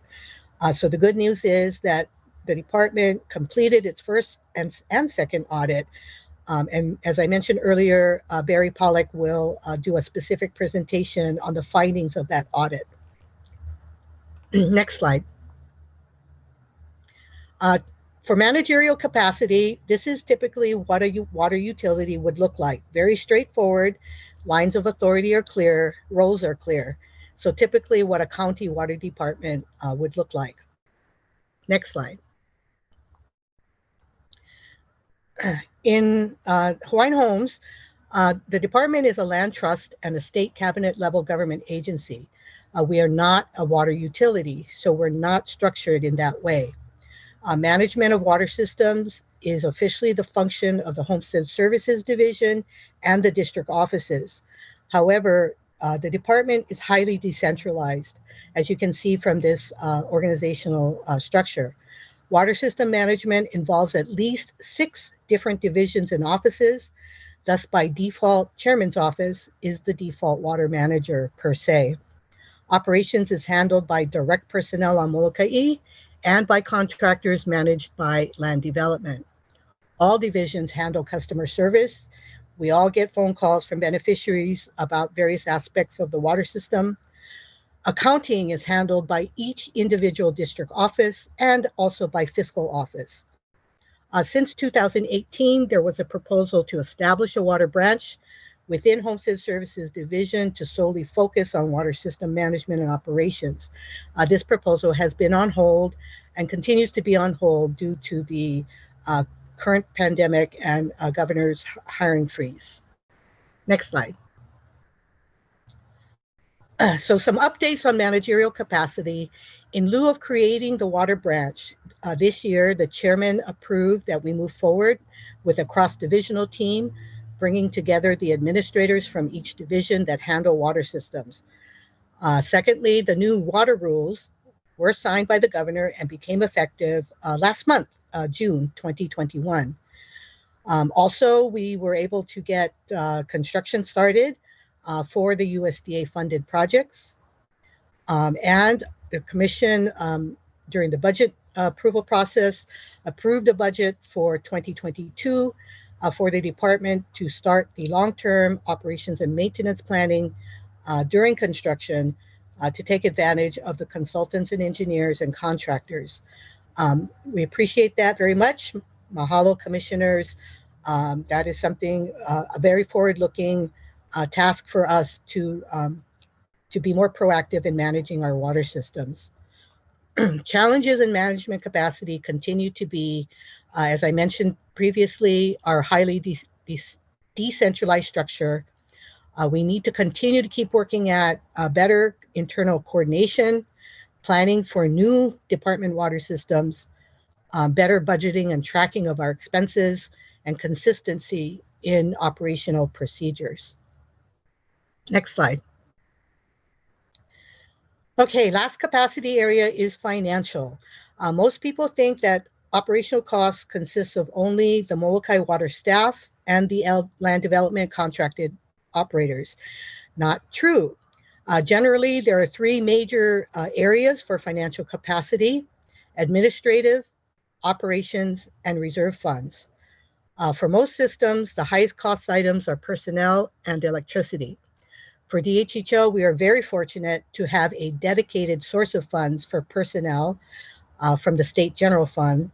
So this relieves having to recover state staff time costs from customer rates. Where we are vulnerable in financial capacity are we need to improve a better job in financial planning for our current systems, let alone planning for our future water systems and the financial impacts to the trust and affordability to our beneficiaries. We have not yet implemented the enterprise accounting policy, which was adopted by Commission in 2012. The main issue is establishing water system budgets. Without having these budgets and given the highly decentralized structure we operate in, we're not able to track and monitor our expenses, nor are we able to produce financial reports and financial statements for senior management and for funders such as USDA. And lastly, we currently have not set aside our reserve funds. However, I just want to make a note that per the federal funding conditions, there are two requirements for reserve funds. So we do need to figure out how we're going to establish those reserve funds. Next slide. So a couple highlights. Thank you to Land Development Division. We have now reached a milestone in the USDA Anahola project. We have completely spent the DHHL portion of the costs. And so everything moving forward now, we will be reimbursed by USDA. That is a huge milestone as we are cost sharing with USDA on these projects. We're almost finished with the next cost of service study. And when we have that completed, that will be another focused workshop just on the financials for our water systems. And we can get into more discussion about rate affordability and trust subsidy. I think I've already mentioned these challenges that we have. The department continues to struggle with timely completion of water billing, collections, and addressing delinquencies. Without getting those matters taken care of, our water system expenses and aging reports are very difficult to produce. We need to have these tasks completed on a monthly basis. And unfortunately, they do fall on the shoulders of each district offices. And it really comes down to that short staffing issue. Water systems is, one of 1,000 things that each district office does. I touched upon enterprise accounting. Okay, next slide. Okay, so in January 2020, we set up a 2-year work plan for water system management and operations, partly to help us keep track of things and also as a way to report to you, commissioners, as our policymaking body. So under next slide. Under technical, we sought out to try and address the Department of Health recommendation. That's been on hold due to the pandemic and no new positions and also hiring freezes.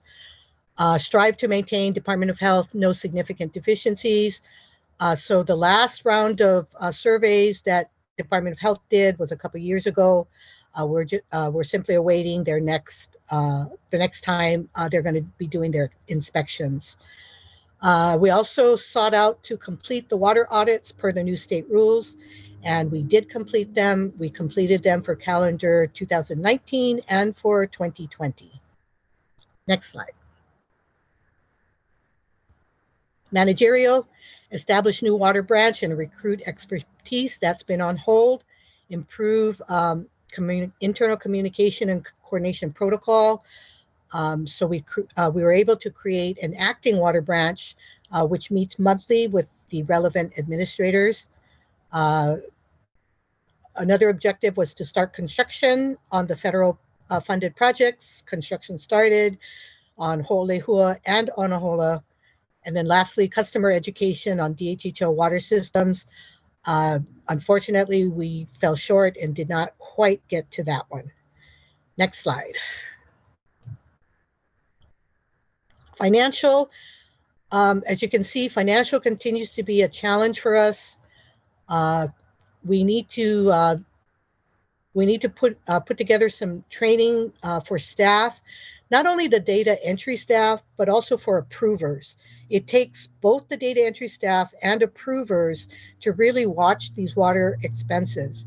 And we're seeing a lot of inconsistencies, so we need to shore up on the training. We'll have new information once the cost of service study is completed. Successfully utilize and manage the federal funds. We're going to be watching the Onahola project. That's the first one that's in the lead right now in starting to spend the federal funds. So that'll be our first indication of how we can track those funds and report back to USDA. Complete the cost study. Those are in draft right now. We'll have them to you in the next couple of months.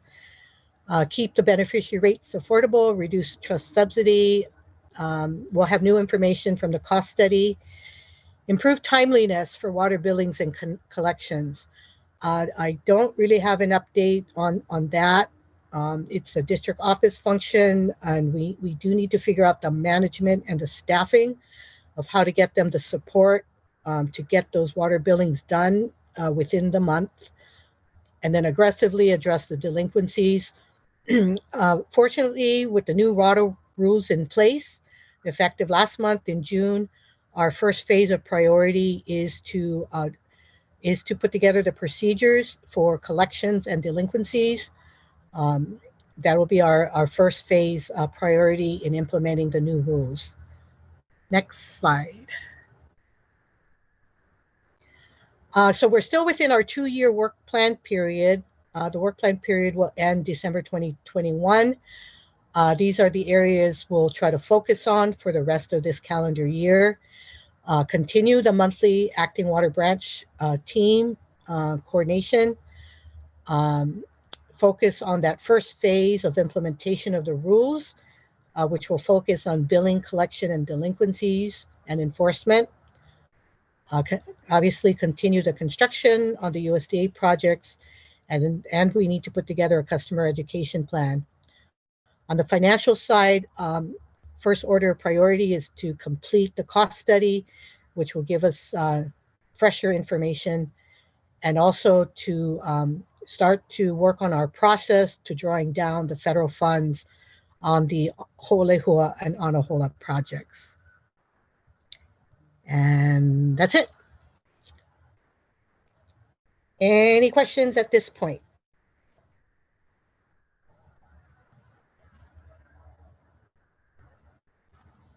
And Gigi, this is Commissioner Nevis. On the new water meters that are put in Anahola, they're going to be on their smart meters. So will that still be a responsibility of the district, or is that going to some central computerized source? So the smart meters, and thank you, Commissioner, for your question. The smart meters are great because that will cut down on having to manually read every meter. So that'll save us time on the contractor side. As far as the how the readings are read, theoretically, electronically, they are to be read. However, again, due to our decentralization, the data goes to a third-party website, and then it is drawn down by our district office staff. Then they have to manually enter it into another database in order to produce the water bills to the customers. So while there is some time saved in the reading of the meters, because that'll be done electronically, our financial systems are also decentralized, where we have multiple databases that do not talk to each other. And it's not just water systems, it's many other areas of the department. So there's still this task on the district office that they can only do, where they got to pull down the data, the meter reading data, then they got to manually transfer it to another database, which is the water billing software. And then the district office generates the water bills. Does that answer your question? Yeah, it answered my question. I just think it's a poor use of a smart meter. But I understand the issues with the department, how the department is processing all this. It does save some. It saves the cost of the meter reading. Correct. It seems like it generates more work on the district side to now go to another program, pull it down, generate the paperwork, and then send it out. Right. My other concern, Commissioner, is our homestead services, or I'm sorry, our district offices staff, the supervisors, the homestead assistants, water systems is not their field of expertise, shall we say. Correct. You know, they service the lessees, they service the beneficiaries. Yeah. So water systems, it's always been in the homestead services division. Every organizational function statement I've read that's submitted to the legislature places it in homestead services. So that's one thing that we do need to look at, and if it's going to remain there, which it has been, then we need to bring in the expertise. That's been generally one of my concerns is we're having staff whose primary job is to service the beneficiaries, and there's plenty to do there, and water systems is a specialty. Yeah, and I understand that. Yeah, I just think I think it's misplaced, but where do we place it? I mean, what you're basically doing is you're giving an entity to the district office saying now you need to manage this entity, and I think it's maybe misplaced, but where it goes, I'm not sure if it goes under land management or if it goes on. It would have to go under land management, but the only other place to go is an entity that needs to be managed. But Right. thank you. I appreciate the explanation. Yeah, thank you, Gigi. Thank you, Commissioner Neves. We have some additional information from Stuart. Aloha, commissioners, and welcome back.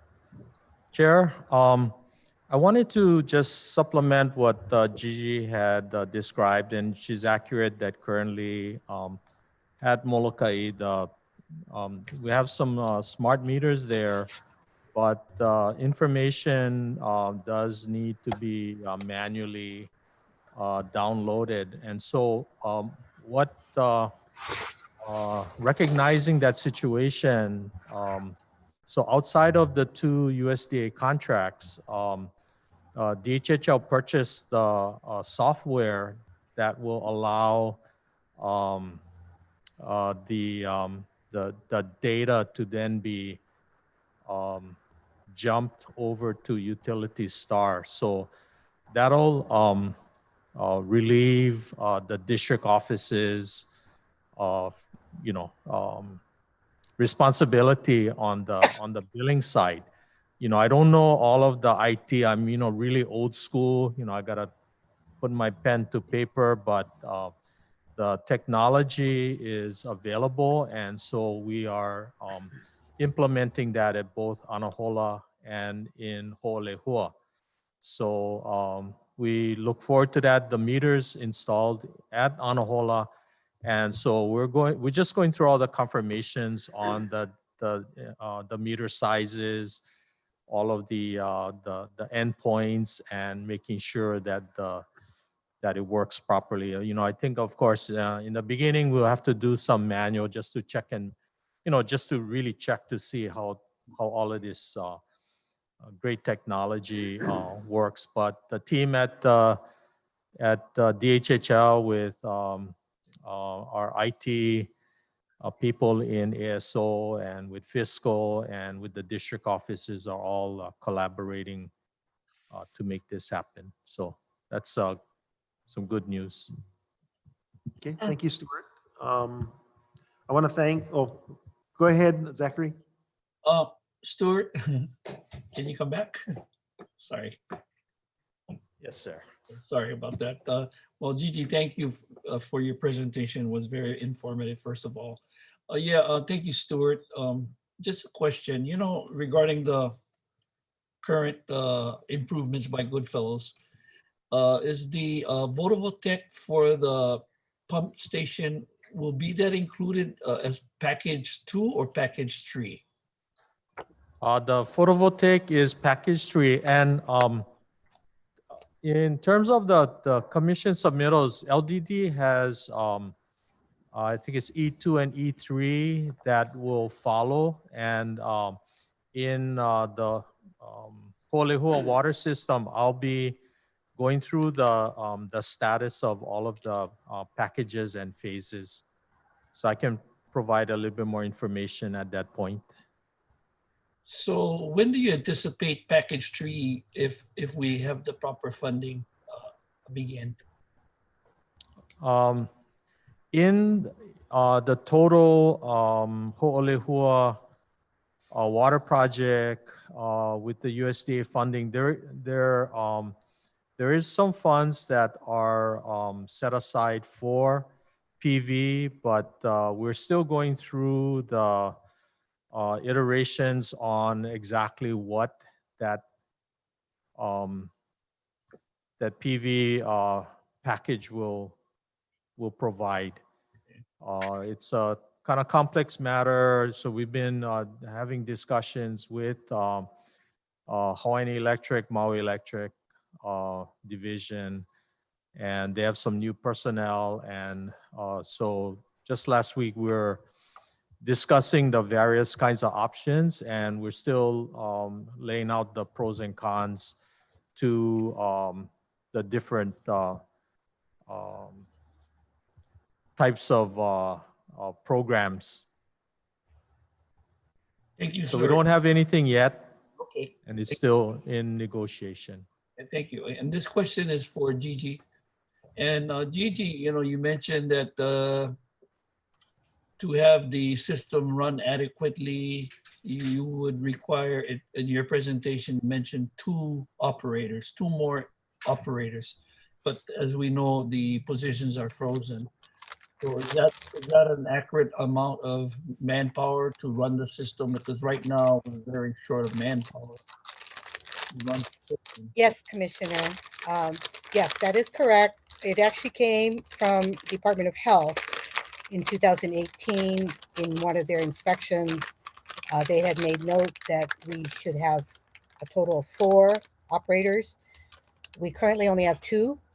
And just to give some perspective, the county water system that serves Molokai, it's about the same size and complexity as ours.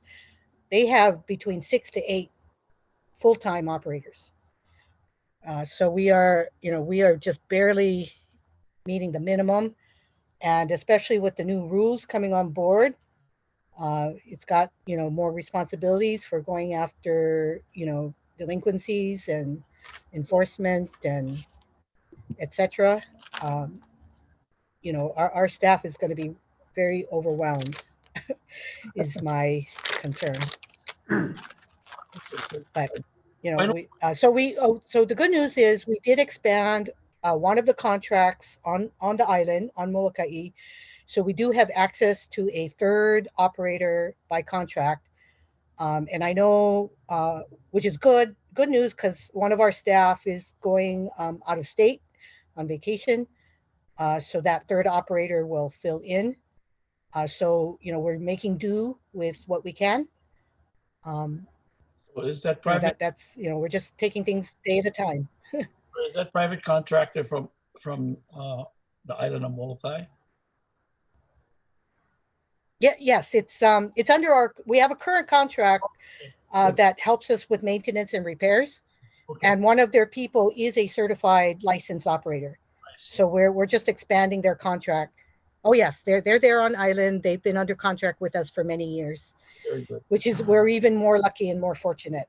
And then my final question, our one of our island plan a couple years ago included water rates for the beneficiaries, and this is why I brought up the topic about the photovoltaic system. And I think we discussed this a few years ago, Gigi, about bringing the cost of water for our beneficiaries down if it's possible, because that photovoltaic would probably decrease the cost for electricity to run the pumps. So I'm just wanting to bring that up. Absolutely. Yeah. Yes, electricity is one of the highest costs for any water system. So any way we can bring that down, especially on Molokai, annually, it's about $300,000 to $400,000 a year that we pay for electricity just to run the pumps. Also with land development pushing through on construction, and we'll have new pipes, new smart meters. That too will help with increasing our operational efficiencies. And we're hopeful too that that will have a good impact on the rates, affordability of the rates for the beneficiaries. Yeah, and then appreciate the new the improvements for Olehua water system, because it will improve the system tremendously, because in the old system we've lost a lot of water due to pipe leaks here and there. So this is going to really help save a lot of water for us. Thank you. Okay, thank you, Zach, and thank you, Gigi. Did you want to add anything else, Zach? Oh no, I just said thank you, Stuart. And, okay. Mahalo. Commissioners, any other questions before we move on? I do want to thank Gigi, planning staff, and LDD staff for putting together this presentation. I also want to thank Commissioner Apu for filling in today as Vice Chair. I understand he did a great job. So mahalo nui. And then I just want to announce that the Water Commission just unanimously voted on approving our water use permit allocation increase. So today is a Today's a good day. Zachary, the beneficiaries on Molokai did us all proud in their testimony to CWORM. There were quite a few notable residents who did testify. I think it went very far in getting the favorable decision. I can tell you that for a while there, it looked like we were losing 2 or 3 commissioners going off in an area that we didn't want, but the testimony brought them back, and we achieved the desired goal. So it's a good day for DHHL and a good day for Molokai. Thank you, Jonathan, and thank you, Andrew, for all the hard work and staff. Yep, Andrew and Jonathan and the rest of the staff did an awesome job. So with your indulgence, Gigi, thank you, and Barry. And Chair, yeah, we do have a part 2 for the presentation. I know you do, but we are going to okay. we are going to break it up right now. Okay. So I'm going to ask you to hold off. We are going to take a 10-minute break and then come back, and I'll ask for a motion to go into executive session, which would be the time to also have lunch during the executive session where we'll talk about telecommunication issues. Okay, so open meeting, take a 10-minute recess, then come back for exec session, and then the final items on the agenda to be discussed. And then we have, after that, a quick bunch of contested case issues to take care of. So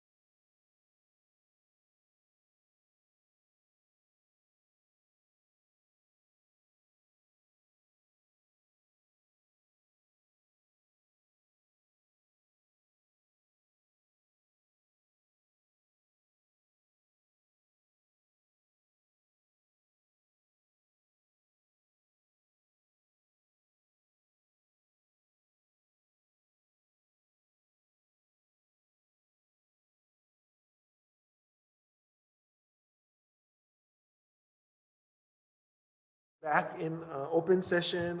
I will entertain a motion to go into executive session to convene in executive session pursuant to section 92-5 subsection A subsection 4 HRS to consult with our attorneys on questions and issues pertaining to the commission's powers, duties, privileges, immunities, and liabilities. Can I have such a motion and a second, please? So moved. Second, Okay. Moved and seconded. Mahalo. All those in favor say aye. aye. Anyone opposed? See none, the motion carries.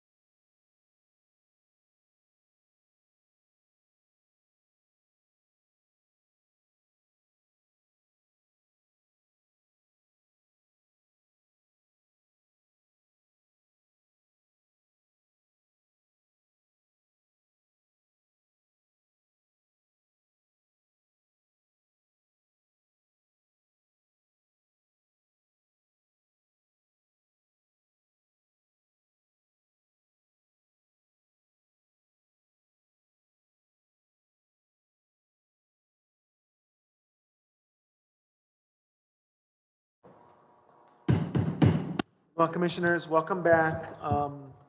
We are going to start losing a few commissioners, so I want to change up the agenda to take care of the approval items that we need.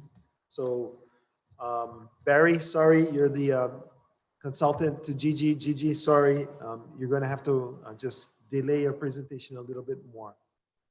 We are now on agenda item F1. Kahana, Shelley.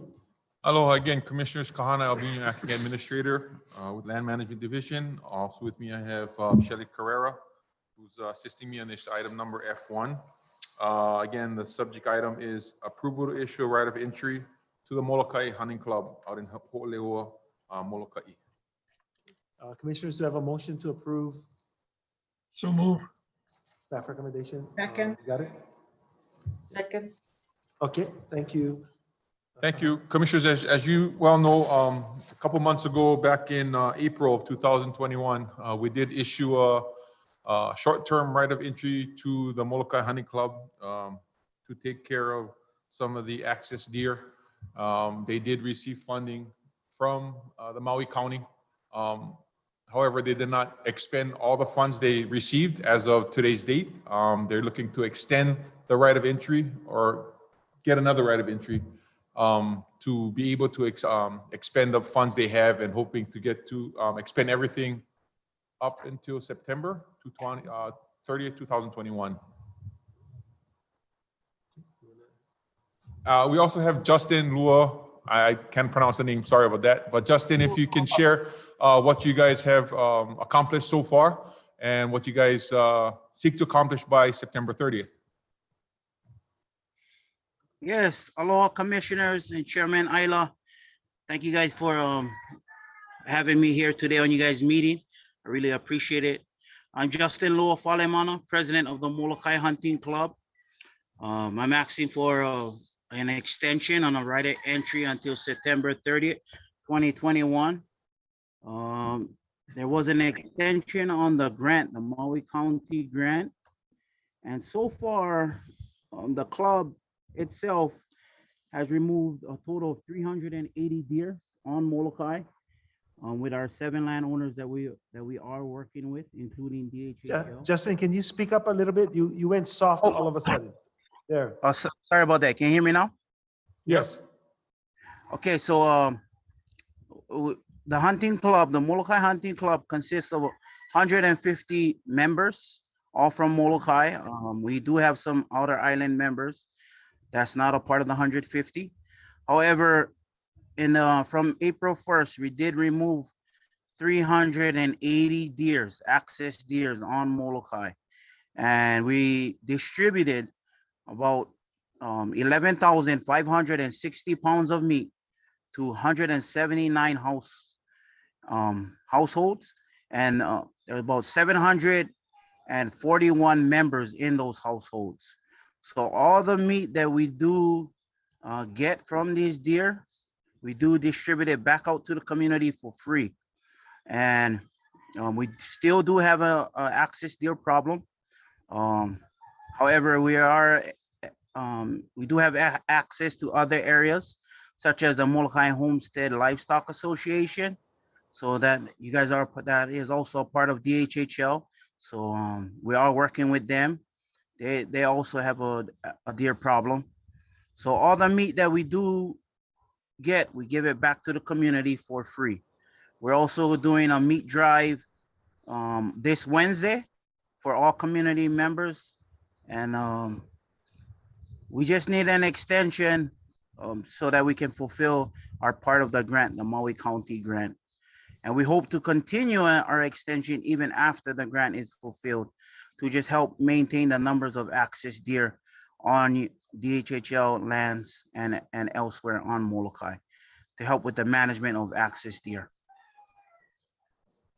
Okay, Justin, don't forget, once this project is over and the ROE period is done, we'll have to work with DLNR on a nuisance permit in order for you to continue with assisting Molokai folks in dealing with the deer problem.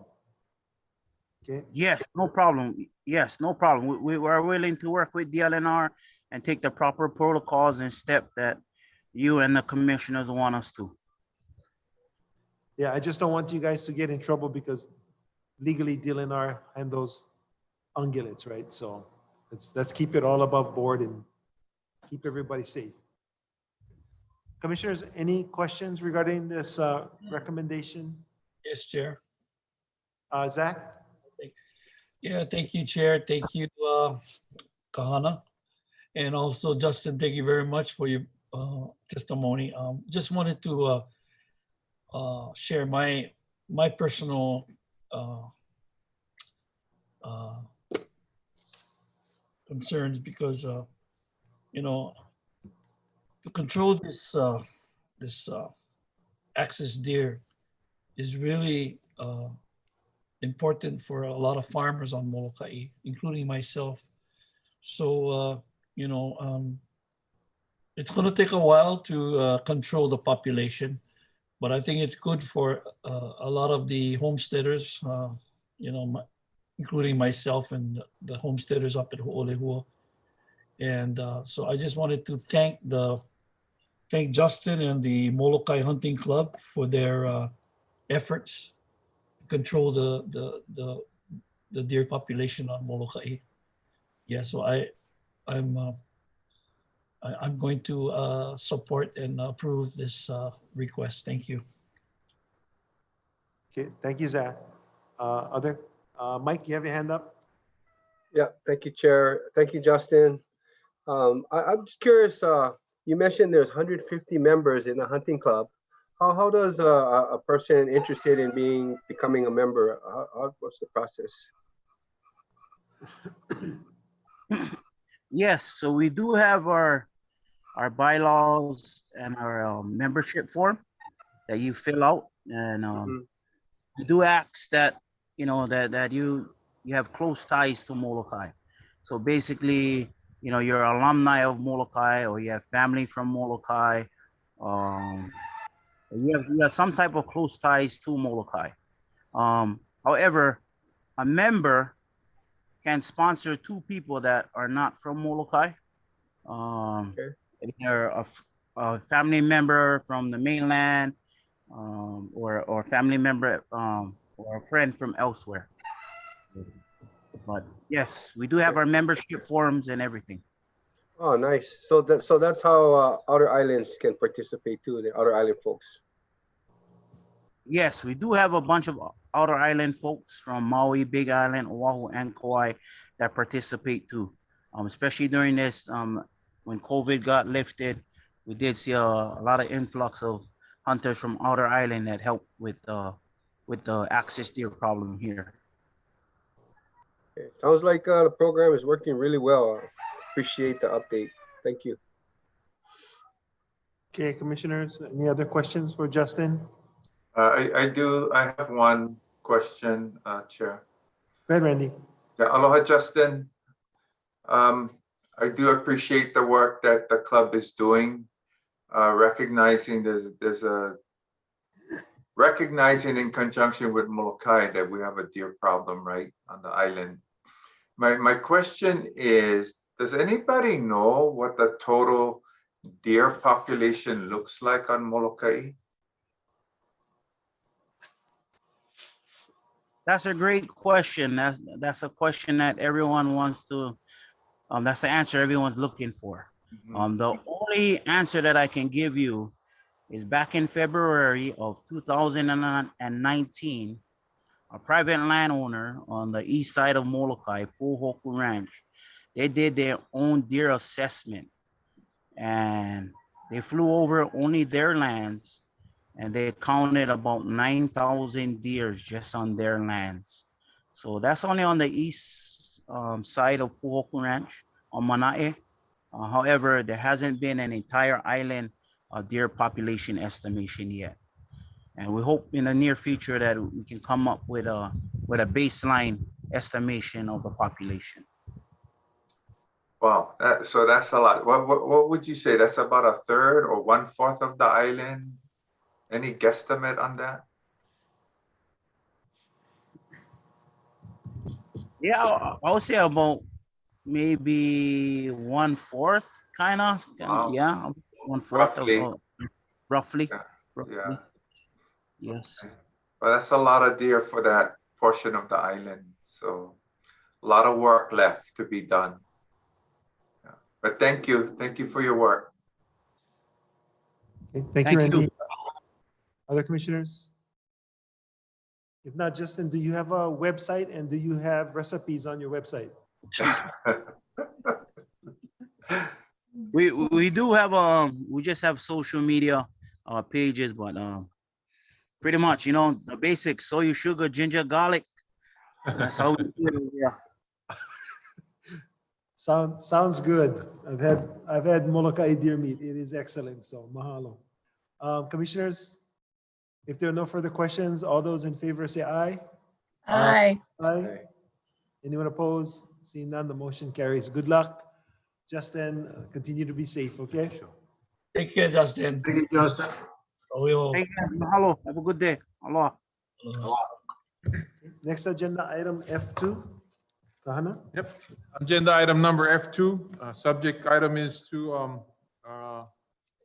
annual renewal of right of entry permits on Oahu Island. May I have a motion to consider staff recommendation? So move. Second. Okay. As provided, this is the typical annual renewals. In the exhibits, you guys can see that we have a total of 52 permits. From 54, there was 2 that was canceled or had been surrendered. And we have a list on item exhibit A. And then the map on exhibit A1. And then the industrial market from Colliers on exhibit B. Commissioners, questions for Kahana? Sorry, Dennis. David raised his hand first. So Dennis, then. So thank you, Kahana. I have a couple of questions. So thank you for noting the ones that are delinquent. Right. It appears that some of them have been delinquent for more than a year. I'm assuming that there are no efforts, they're not making any efforts to come current, or? Unfortunately, they're not. What happens is they pay maybe a couple months, looks like they're gonna try and put effort to it and then stop paying, kind of thing. Okay. So I you know, just for the record, I'm not going to support renewal of any of the delinquent tenants. But on 525, 590, and 600, you know, the use says agriculture, but the first one is Sports Turf Hawaii. Do they do something? Yeah, grow grass. Oh, okay. Yeah. And how about the next 2? What do they do? What numbers again, Commissioner Shari? The first 3, 590 and 600. 590 and 600. Kenneth Hicks grows plumeria. Okay. The agricultural Jing Zhang, I think they do the same thing, some type of agricultural use. Okay. And then Sports Turf Hawaii is the one that grows grass out in Waimanalo. Okay, so those are actually in agriculture then. Ag use, yes. Okay, thank you. That was my question. Thank you, Chair. Thank you. Dennis? Yes, Kahana, the ones that are obviously delinquent, are they still on the property? They're still on the property, correct. And so you say they pay a couple months and they don't pay and so on and so forth. Right. So I know that when that the hotels came to us and we put them on a deferment, have we offered some kind of a deferment program for these ROEs? We did at a time, but they had a time period to which they could apply, and none of them did apply for this. What do you call that? The deferral. Okay, because we're talking about $160,000 in lack of payments, the total. Yep. So then we have to go into litigation to get that money. No, right? We don't renew and then we. We don't renew. How do we get the money? You gotta go, the attorney's we have to take them to court. No, I think they're on ROE, so we would provide notice to them that we're not renewing their ROE and that they have a specific amount of time to remove their improvements. Yeah, but what about the back payments? We can pursue that. Yeah, well, that's what I'm saying. That's my point. My point is that we're gonna pursue that. When I look at these, it looks like they've been on ROEs for a period of time, so for 5 years, some for 10 years, some a little bit more. And it looks like before the pandemic, it seems like they were okay. They were paying on time. Right. Because most of these are like maybe a year. I mean, the pandemic affected these guys in providing the $160,000 that they haven't paid. So I'm not in favor of canceling. I'm in favor of maybe looking at, okay, guys, here's your last shot. You need to set up a payment program. We're going to charge you an interest. You have a certain amount of time to pay it back, and then we move forward. Because we're going to lose out on $160,000. And I think if you look back at their history, they were paying on a regular basis. So I think we ought to extend that fig leaf at least. And if they don't respond, then they're out. But I think we need to look at it sort of like the same way we looked at the hotels, is that we deferred the payment. They didn't apply. Okay, for whatever reason, they didn't apply. Let's give them the last shot. If they don't, then we have to evict them. Then we're going to have to go to,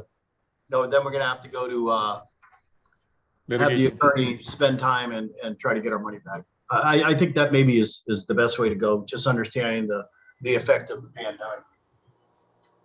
Okay, That's my suggestion. Thank you, Dennis. Russell, and then Randy.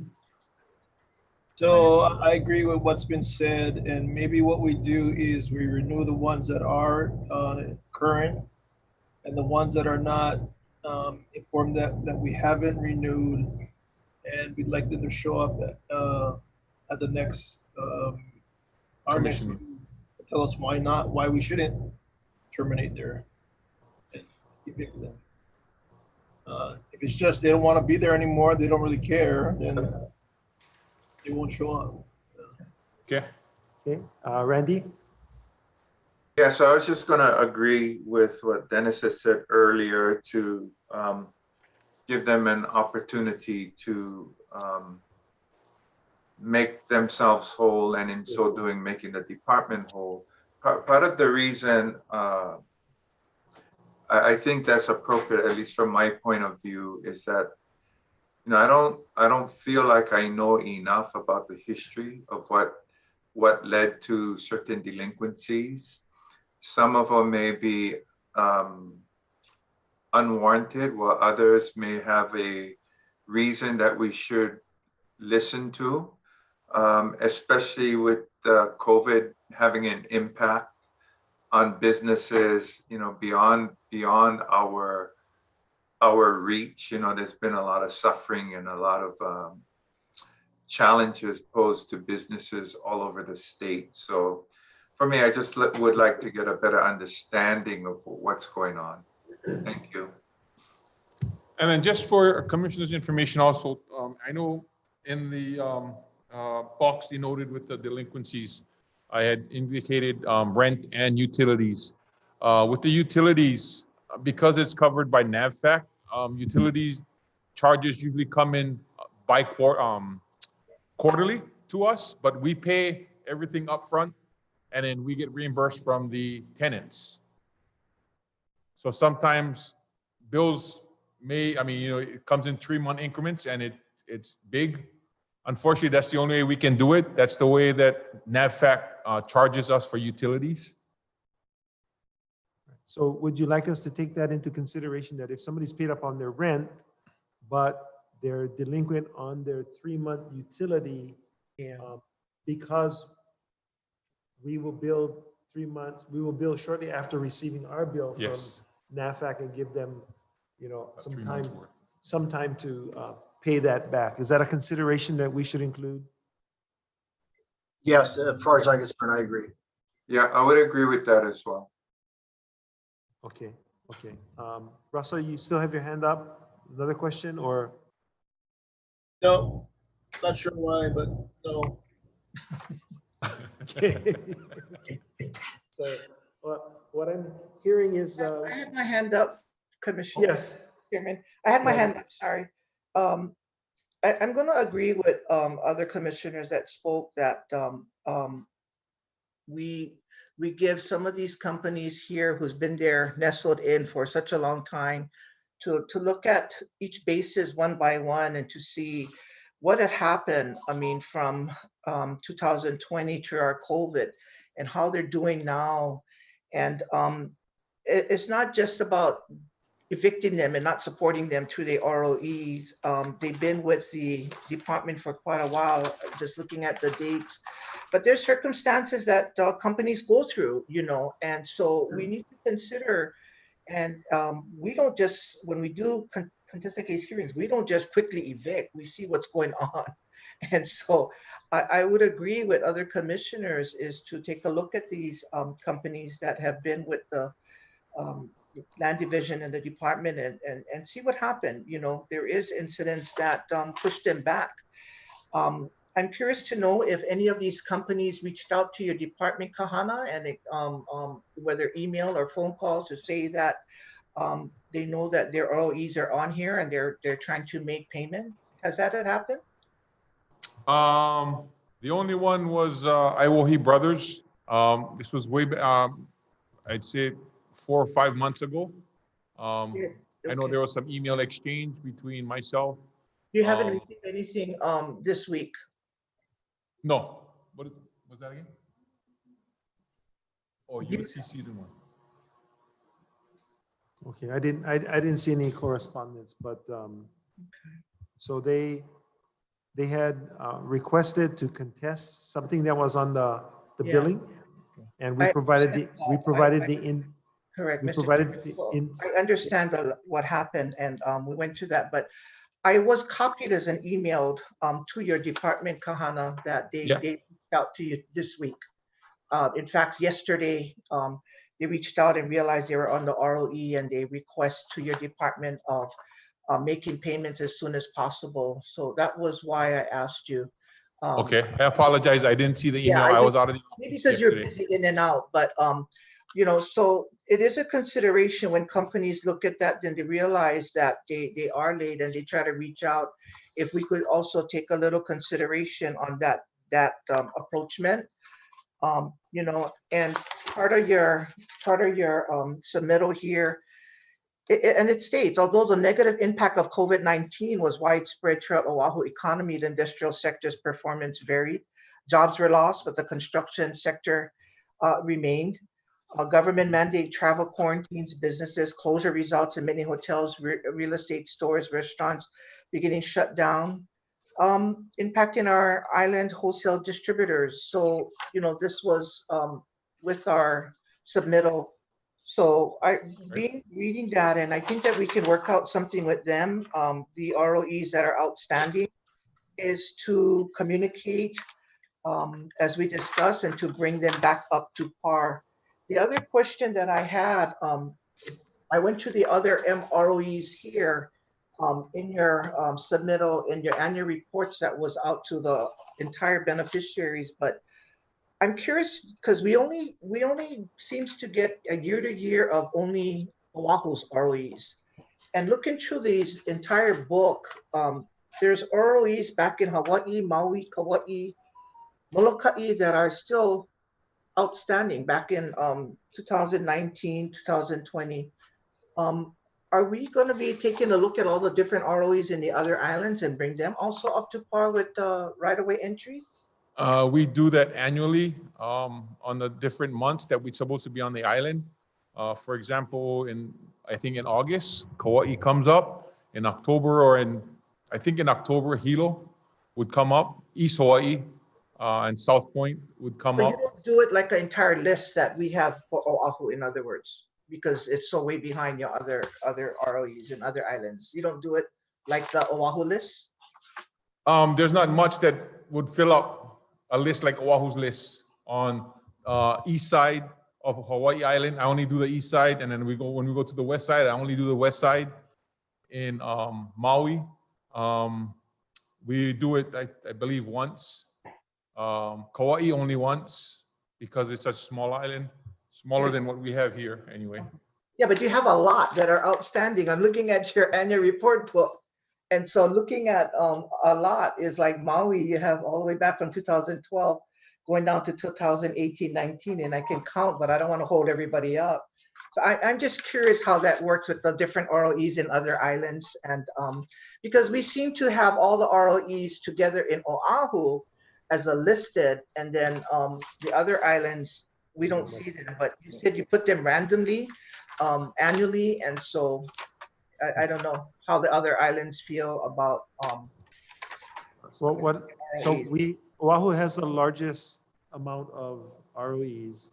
I believe what I'm hearing from commissioners is a desire to give the ROEs another opportunity to get current, and if not, then basically not renew the ROE and go after for the back fees. David, you have your hand up? I do, but just to respond, Patty, we do the ROEs for every island based on when we did West Hawaii, we had all of the West Hawaii ROEs. We just don't have that many like Oahu does. But my question is, if we're going to give them an opportunity, what we should discuss is what is that time frame that we're going to give them in order to come current. So I hear what everybody's saying, but I don't want to make it an open-ended, till next year kind of a deal to come current. So maybe we should discuss that. Thanks.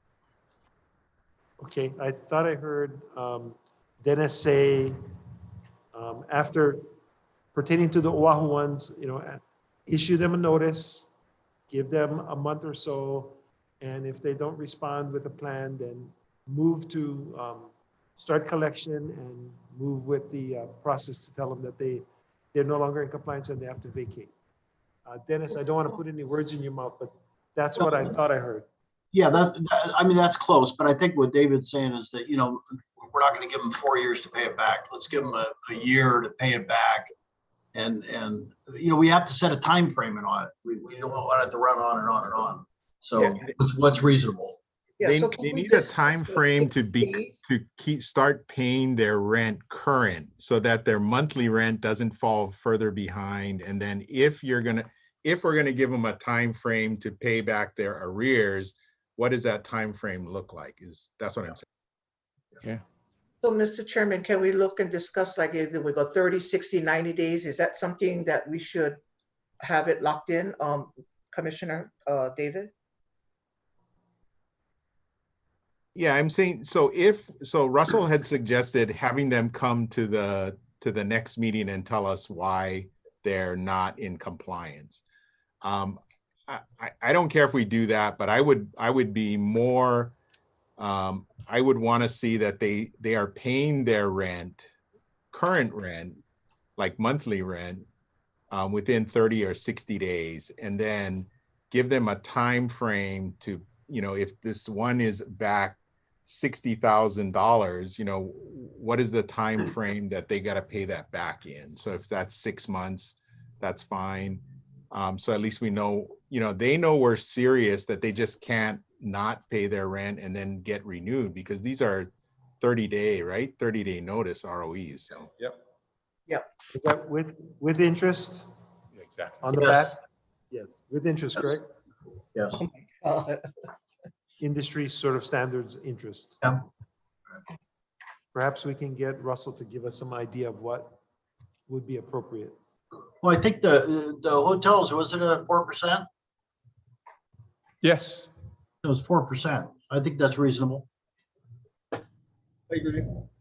Just that's not if- market, but Yeah, Well, the market. Hawaiian Homes market.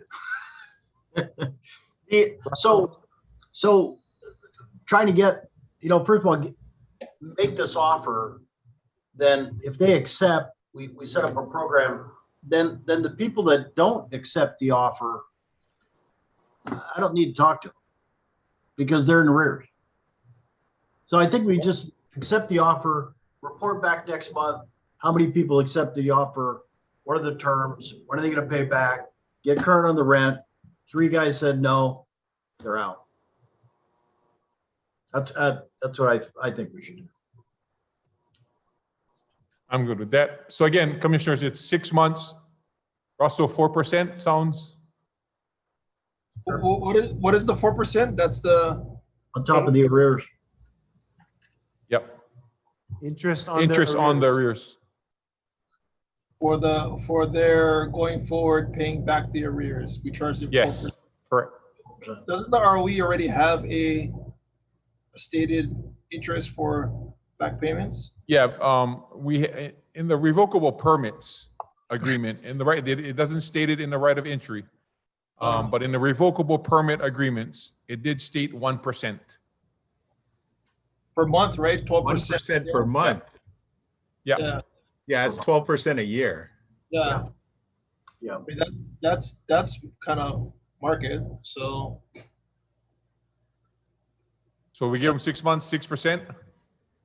Oh my goodness, greedy. Oh my God. No, it's not greedy. I mean, you know. It is 6%. How do you expect them to pay? My goodness. I don't understand. Just a suggestion. Yeah, suggestion. You smile and laugh. God. Okay, Randy had his hand up. Sorry, Randy. because of what Commissioner Teruya is concerned about. So He's kicking out these Hawaiians. God, man. We haven't kicked anybody out yet. You are talking about it. We're giving them an opportunity. Yeah, but it's not a laughing matter, Kahana. Jesus. I'm not laughing. We were. Think so. I think Kahana's laughing because we're looking at Playing the around screen. 6%. I sure hope everybody's watching live on this kind of stuff. Please let me explain. I think Kahana is laughing because we're looking at the screen and we're being bombarded by about 7 different solutions, and he's trying to figure out. Let's have the conversation to keep going so we can end up at one direction for Kahana to follow. Yeah, so Chair, if I could. Yes, Randy. Yeah, so earlier I had raised my hand because in that moment, I was thinking about what I found agreeable. And I would agree, going back to what Dennis and Russell said early, was to provide these tenants an opportunity at a second chance. And I do think that's appropriate. And then listening in on what David said was to put a timeline on it. I also think that's appropriate. And what I think is important for us as well as the department is to create a process where people who have legitimate reasons for being delinquent, we want to assist them in making them whole. For those tenants that do not have a legitimate basis for being delinquent, and that delinquency may be over a period of several years, we need to give that a much closer look, because this is about fiduciary duties to the trust. So that's what I'm interested in, is creating a process where, as commissioners, we get all the information so we can make a sound decisions in how we address the list. So now as far as the timeline,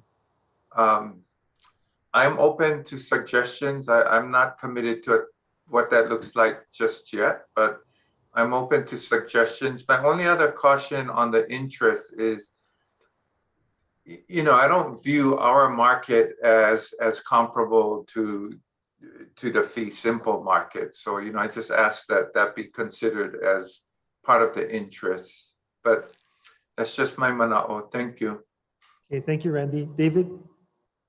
Yeah, I think we have to remember that every dollar that we collect here, these people who are the tenants, they want to be on the property. We have set, I think already our rents are low compared to other market values, but every dollar that we get goes to help our beneficiaries. So I get concerned if we're saying we don't need to get market value for our properties, because that's one of the complaints that we get, is that we hold the beneficiaries to a certain standard, but the people that are supposed to be paying us to support the beneficiaries, we don't hold them to the same standard.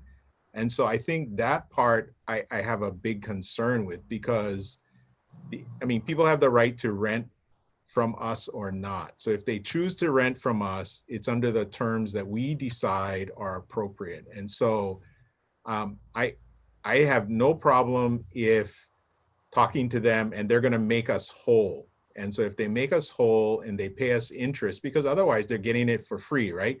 Any place else that they would have gone, they would not get that same break, because the landlords, they don't care. They'll move somebody else in there. So if you don't want to pay the rent, then you're out. So I just want to make sure that we remember that these people, except for the ones that are listed as beneficiaries on these ROEs, these are not beneficiaries.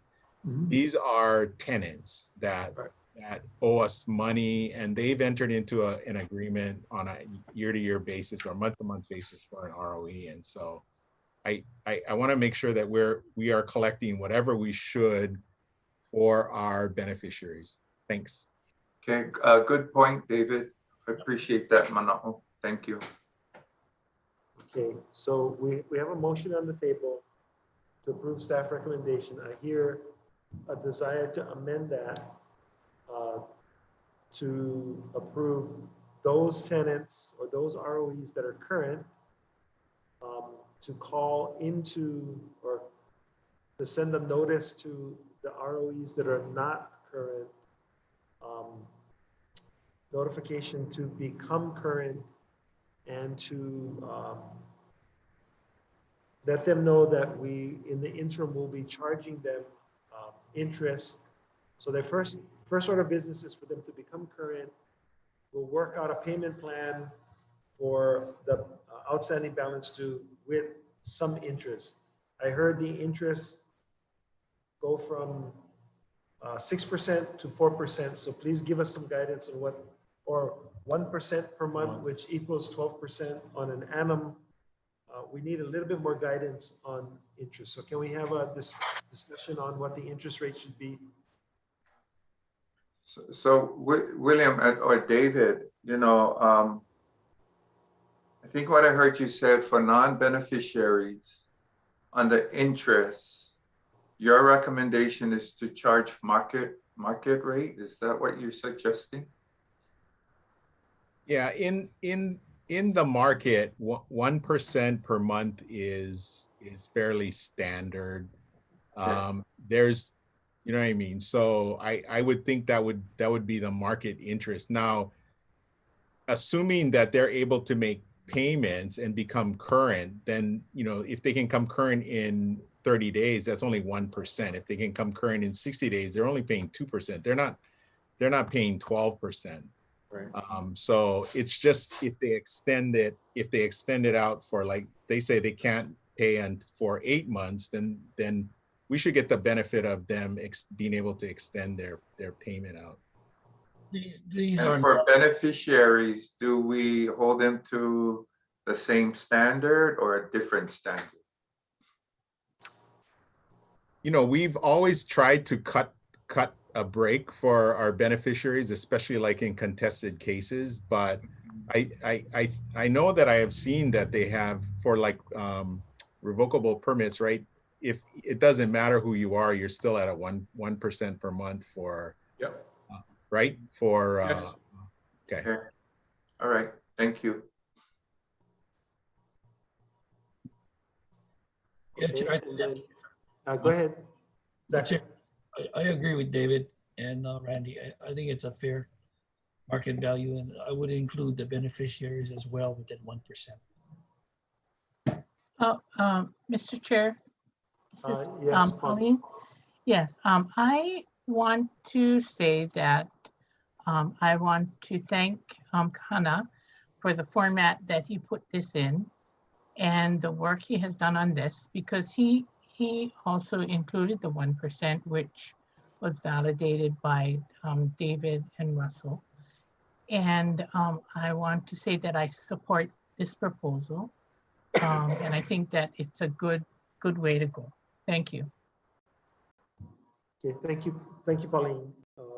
The other thing that I think the department needs clarification on, I've heard different timeframes in which to bring the account current. So a year, 6 months. Can we have a discussion on what's the appropriate time frame to bring the account current?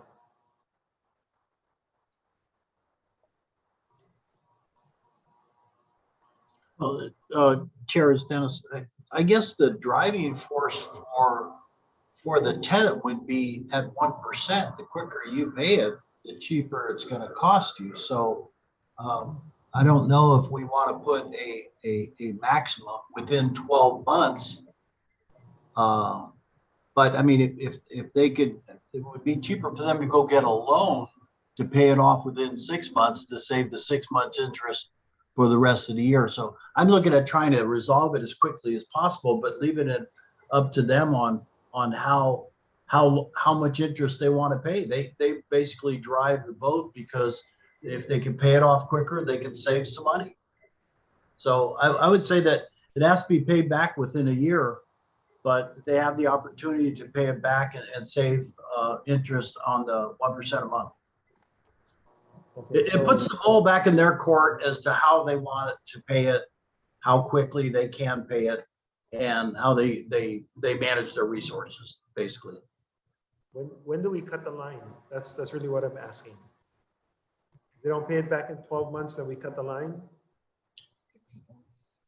Chair, my thought is, so if they're delinquent and they express an interest in staying and making repayment. So this is July. So August, they got to make their payment, right? So whatever their agreement is, if they say they're going to pay it back in 12 months, you take next month's rent and you divide this by 12. I think the minute they don't make that payment, then you give them the 30-day notice that they're of cancellation, right? And they still have, I would get them to sign the contract so that it's something in writing that they've signed. So if we have to go and enforce to collect against them, we have a written agreement that allows us to do that. And for some of these people that are like LLCs or something like that, I would get somebody to sign a personal guarantee that they're going to be responsible for that repayment. Because you can't collect, an LLC, you can't collect against the members, right? You can only collect against the company. Same with a corporation. So normally when people go in on that, they get a personal guarantee, and they're the ones who are delinquent. It's not our fault. And Commissioner, just a kicker on this too, in regards to charges, our fiscal office kind of keeps track of that stuff. It's not LMD. They send us a report or a statement. They send us the statements. Sometimes payments come in after the statements are released to us. So, it's kind of a balancing act. When we see statements and they don't make a payment, but they make a payment after the balance or the payment, the charges are, sent out to them. So it's Okay, so it's like an age receivables. I think maybe 1 month because of our archaic system, we don't cut them off until 2 months because we'll know what the result of the 1 month was. So And if you don't respond in 2 months, you've had the billing, you've had an opportunity to respond, we're going to take the action. And that's because coming out of our office slowly then? They usually send out their payment notices or their invoices the 12th of every month. Between the middle of the month, 12th to the 15th, our office sends it out, our fiscal office. The priority is sending out the mortgage Yeah. statements, and then after they're done that, then they work on the commercial. Correct. Whatever works based on the way we send out our bills is fine. Maybe 30 days after the 15th or rather than on the 1st, right? So that's really 45 days. Exactly. Just so you guys are aware, I mean, that's the thing we have to balance. That's okay. Randy? Makes sense. Thank you, Chair. So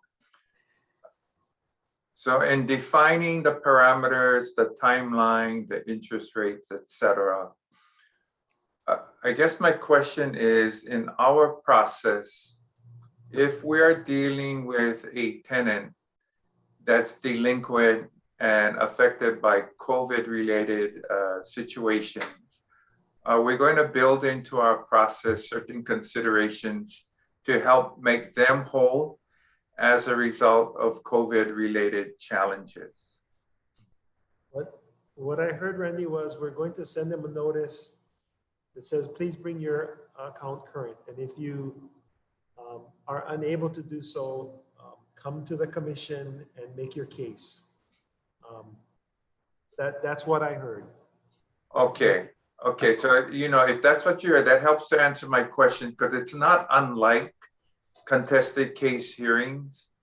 When people come before us, it's one thing to look at a sheet of paper, but when they're sitting before you laying out their case, then, it can influence decision-making, because some people have legitimate reasons for being delinquent. And so as long as we create a process where they come before us, we can hear them out, that works for me. Okay, thank you. Thank you, Randy. Russell? So Chair, unrelated to this particular issue, but do we have the ability to hire real property manager to assist LMD in the commercial matters? Because we're gonna pay somebody to do this, do the accounting and bookkeeping.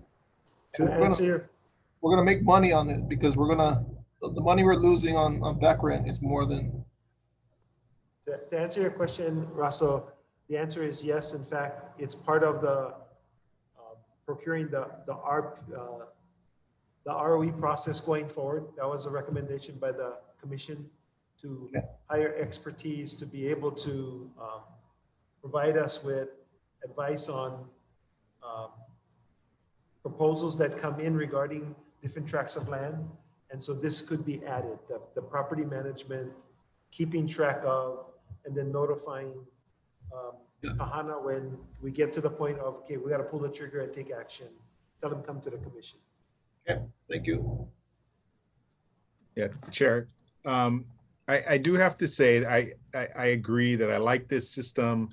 I know we had asked to implement this system, and it's way better than it used to be when people had not paying for 5 years, 10 years, or whatever before somebody would realize that they were that far back. So I appreciate the effort that you made, Kahana, to bring this up to speed. And I agree that if we have someone that's in the business, it might be easier to figure out market rents and what everybody else is paying, so that we're not falling behind the market in what we're charging, understanding that this is a ROE, it's not a lease.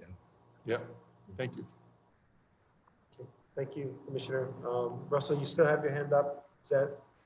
No mistake. Okay, no problem. I had a question. Yes. Go ahead, Patty. Yeah, so when you bring up market value, I know what our role is to bring in funds for the trust. Trust me, David, I do. But when I look at some of these ROEs, and then what's the difference between, you have pastoral, and then you have stabling, and look at the entire rent value and how much they pay.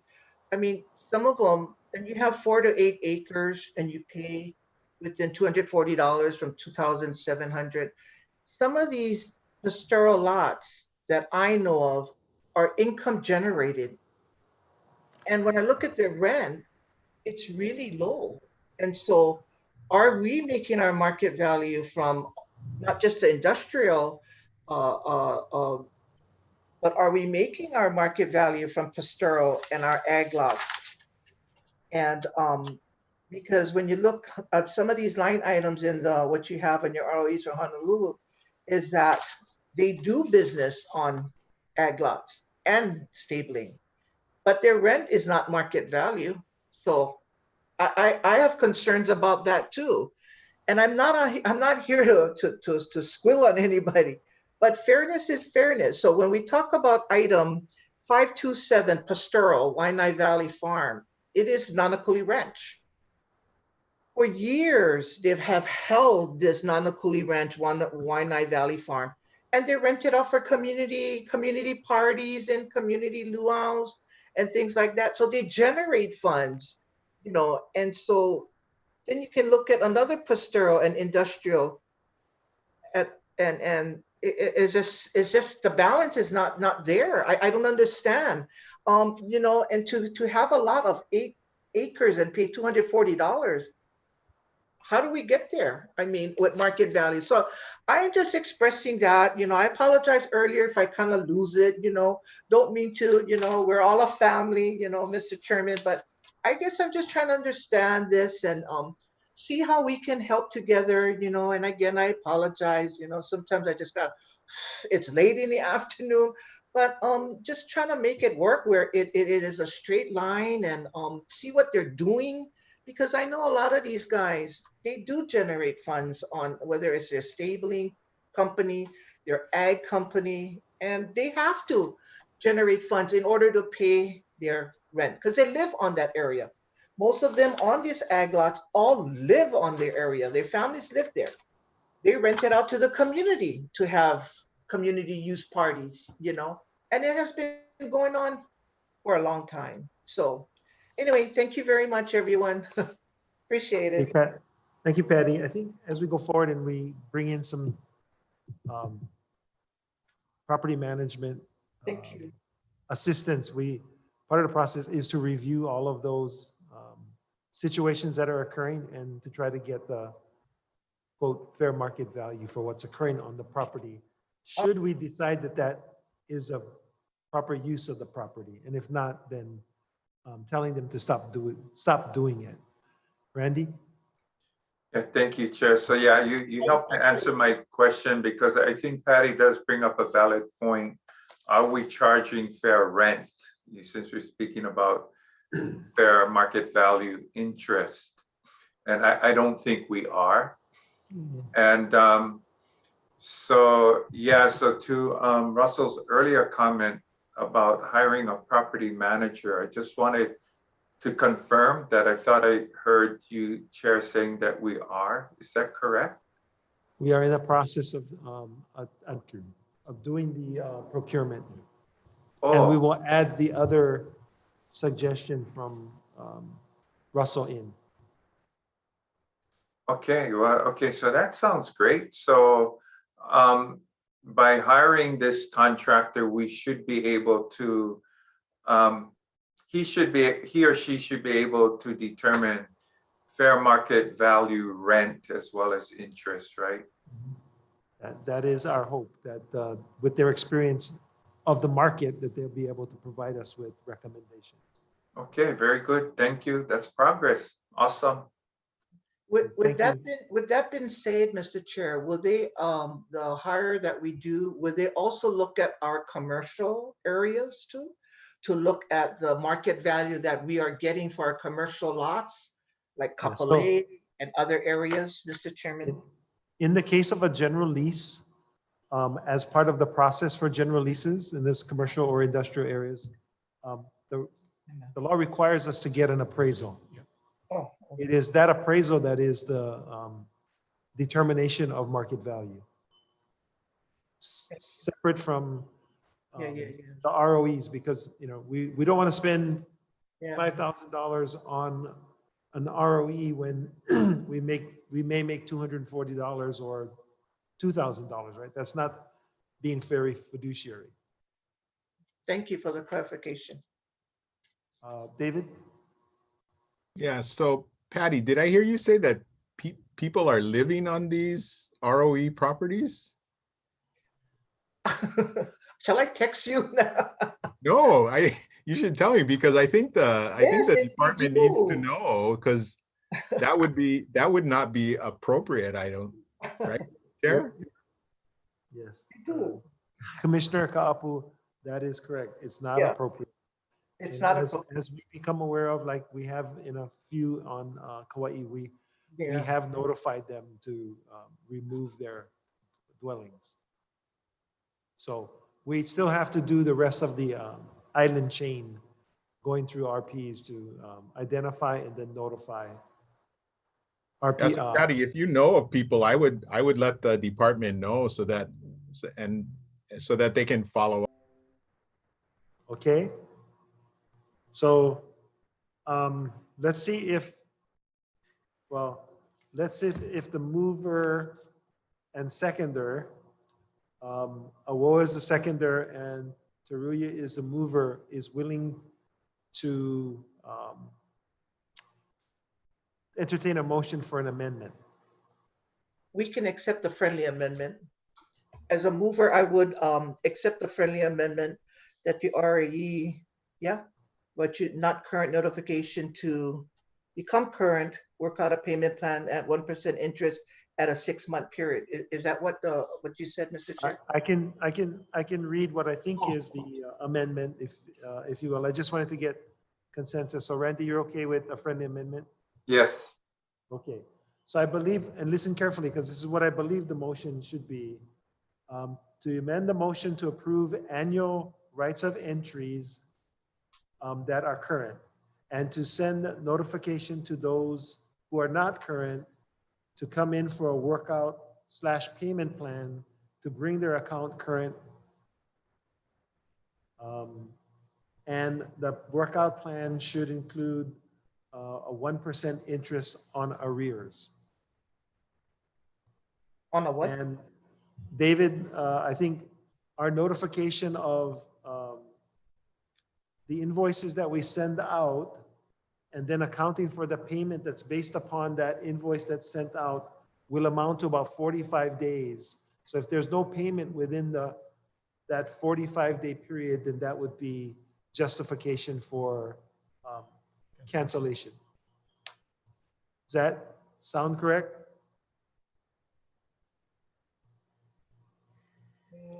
The 1% is 1% per month, correct? Yeah. On the arrears, yes. Yes. Yes. Yes, that sounds good to me. Okay, so we need somebody to make a motion to amend the motion, correct? No. Katie, I'm looking to you for guidance. We added a friendly amendment to our original motion to add just this part. Okay, hold on a second. I just want to make sure that, so Katie, do we need someone to amend the motion formally, or can?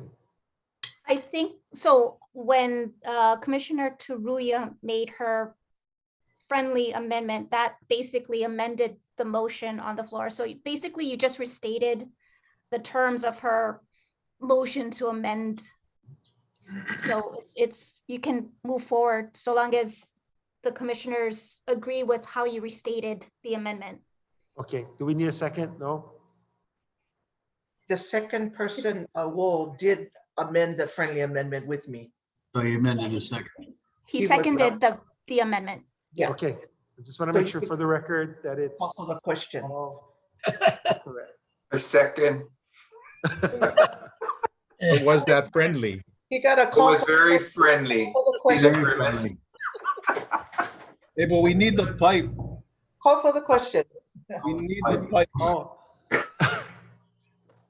All those in favor of the friendly amendment and the motion say aye. Aye. Aye. And Is unfriendly anyone aye. opposed? Nobody being unfriendly, so no one opposes. The motion is carried. Thank you so much. Mahalo, Kahana. Commissioners. Thank you, commissioners, Thank for you, that discussion. Chairman. Thank you, Kahana. Mahalo, Kahana. Hello. Thank you, commissioners. Okay, we're gonna go back to, so we can get Gigi and Barry back on. We're gonna get them to continue their presentation, and I apologize, Gigi and Barry, for interrupting you. Thank you, Chair. Aloha, Chair and Commissioners. Gigi Kyrell, Planning Office, for Part 2 for item number G4, Water Technical Managerial Financial Capacity. With me today presenting Part 2, specifically on the Ho'olehua water audit, is our consultant, Barry Pollock. He is with the Rural Community Assistance Corporation, RCAC. They have assisted DHHL for many years in all aspects of our water systems. I'm also very pleased that Barry has recently joined RCAC. He is a retired US EPA official. He was based in San Francisco and oversaw the state of Hawaii Department of Health drinking water program. That's much of where I learned drinking water from, is from Barry himself. He has since relocated. He is here on Oahu, and he continues to assist us directly on Hawaiian Homes projects. So with that, take it away, Barry. And Cedric, if you can put the PowerPoint up. Cedric is not here, but Leah is doing triple duty now, and she is putting it up. Okay. Thank you, Gigi. Thank you, Mr. Chairman, and thanks to the commissioners. And I'm very glad to be here. I know it's been a long day for you all, a long couple days. And so I will try to make this quite as quick as possible. And a lot of what I'm going to be talking about is already being covered by Gigi and her great presentation and some of the follow-up discussions that already occurred. So going to talk about the water audit program, the State of Hawaii Water Audit Program, and specifically about Ho'olehua and their water audit results. So, and also what the water audit program is and how it may, it's a requirement for Ho'olehua public water system, but it could be a useful tool for your other water systems that were mentioned this morning. So Gigi already introduced me. I'm with RTAC. Many of you already know us, nonprofit rural technical assistance organization. We've got 3 people in the state of Hawaii and about 170 people across our service area, which is the 13 Western states. Next slide. So we are the 13 Western states in brown there, and we're part of a national organization, Rural Community Assistance Partnership. And we all do the same kind of activities. We're all under one umbrella. We don't have exactly the same programs. Next slide. Again, we're a nonprofit. We do training, technical assistance, and the types of programs we work in are water, wastewater. We have affordable housing, community development. We have a loan program. And again, Gigi already introduced me. So moving right along. So I'm going to talk about what is a water audit, how is it useful, what's it used for, what are the specific requirements for the state. And again, it applies directly to Ho'olehua public water system. And so I'll talk, as Gigi mentioned, they've already been through 2 rounds of the required state water audit. And then talk just real briefly about possible future uses for Ho'olehua and the other water systems. Next slide. So it's a tool for helping to manage your water system resources. It's basically looking at the water that's coming into your system, the volume of water from all your sources, your well sources or surface sources, or if you purchase water, and taking a closer look at what's happening to all that water, the water that you're using productively and that you're getting reimbursed for, and what we call water loss. Next slide. So everybody's familiar with sort of real water losses, like a big leak, like the picture on the left, water line breaks. Sometimes storage tanks can overflow. Sometimes people will take water illegally, stolen water. But there's another category of losses that are apparent losses. If your meters aren't reading accurately, if there was a lot of discussion earlier about the data collection, and the more steps you have in data collection and transcription, and the more opportunities there are for data handling errors and billing and accounting type errors. So, and all right, next slide.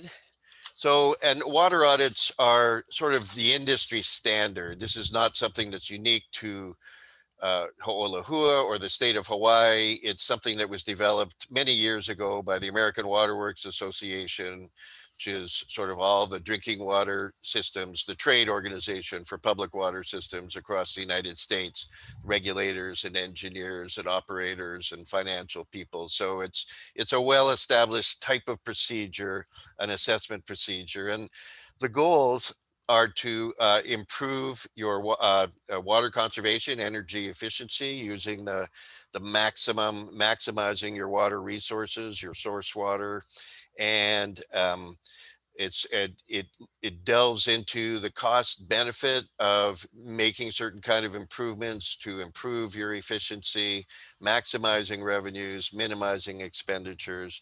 So it can basically help make water utilities more energy efficient and cost effective, and help preserve the resource by doing so. Next slide. In the state of Hawaii, it's a state requirement. 2016 legislation was passed, and the DLNR, Commission on Water Resource Management, developed and implemented the program. So it's a mandatory program. One thing, there's the information. If you want more information on the program, you can go there. You have to do the water audit and submit it, but the results are for your own benefit. There's no penalties. You're not ranked or graded on what the results are. It's a tool to help you to improve your efficiency in managing your water system. So just want to make that clear. And it covers almost all the public water systems in the state, about 103 out of the 135. It only goes down to 1,000 population. The very, very small water systems not required unless they're in a water management zone.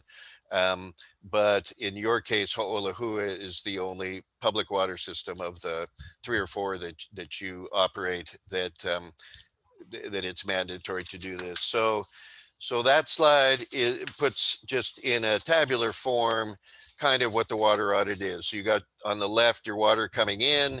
You have what's called authorized consumption, and then water losses. So I added some color coding to this. Green is good from every perspective. It's billed authorized consumption. So in most cases, it's billed metered consumption. Sometimes there's billed unmetered, and that's revenue water. Everybody's happy. The financial people are happy, the operational people, the engineers. Unbilled authorized consumption is sort of in a yellow zone.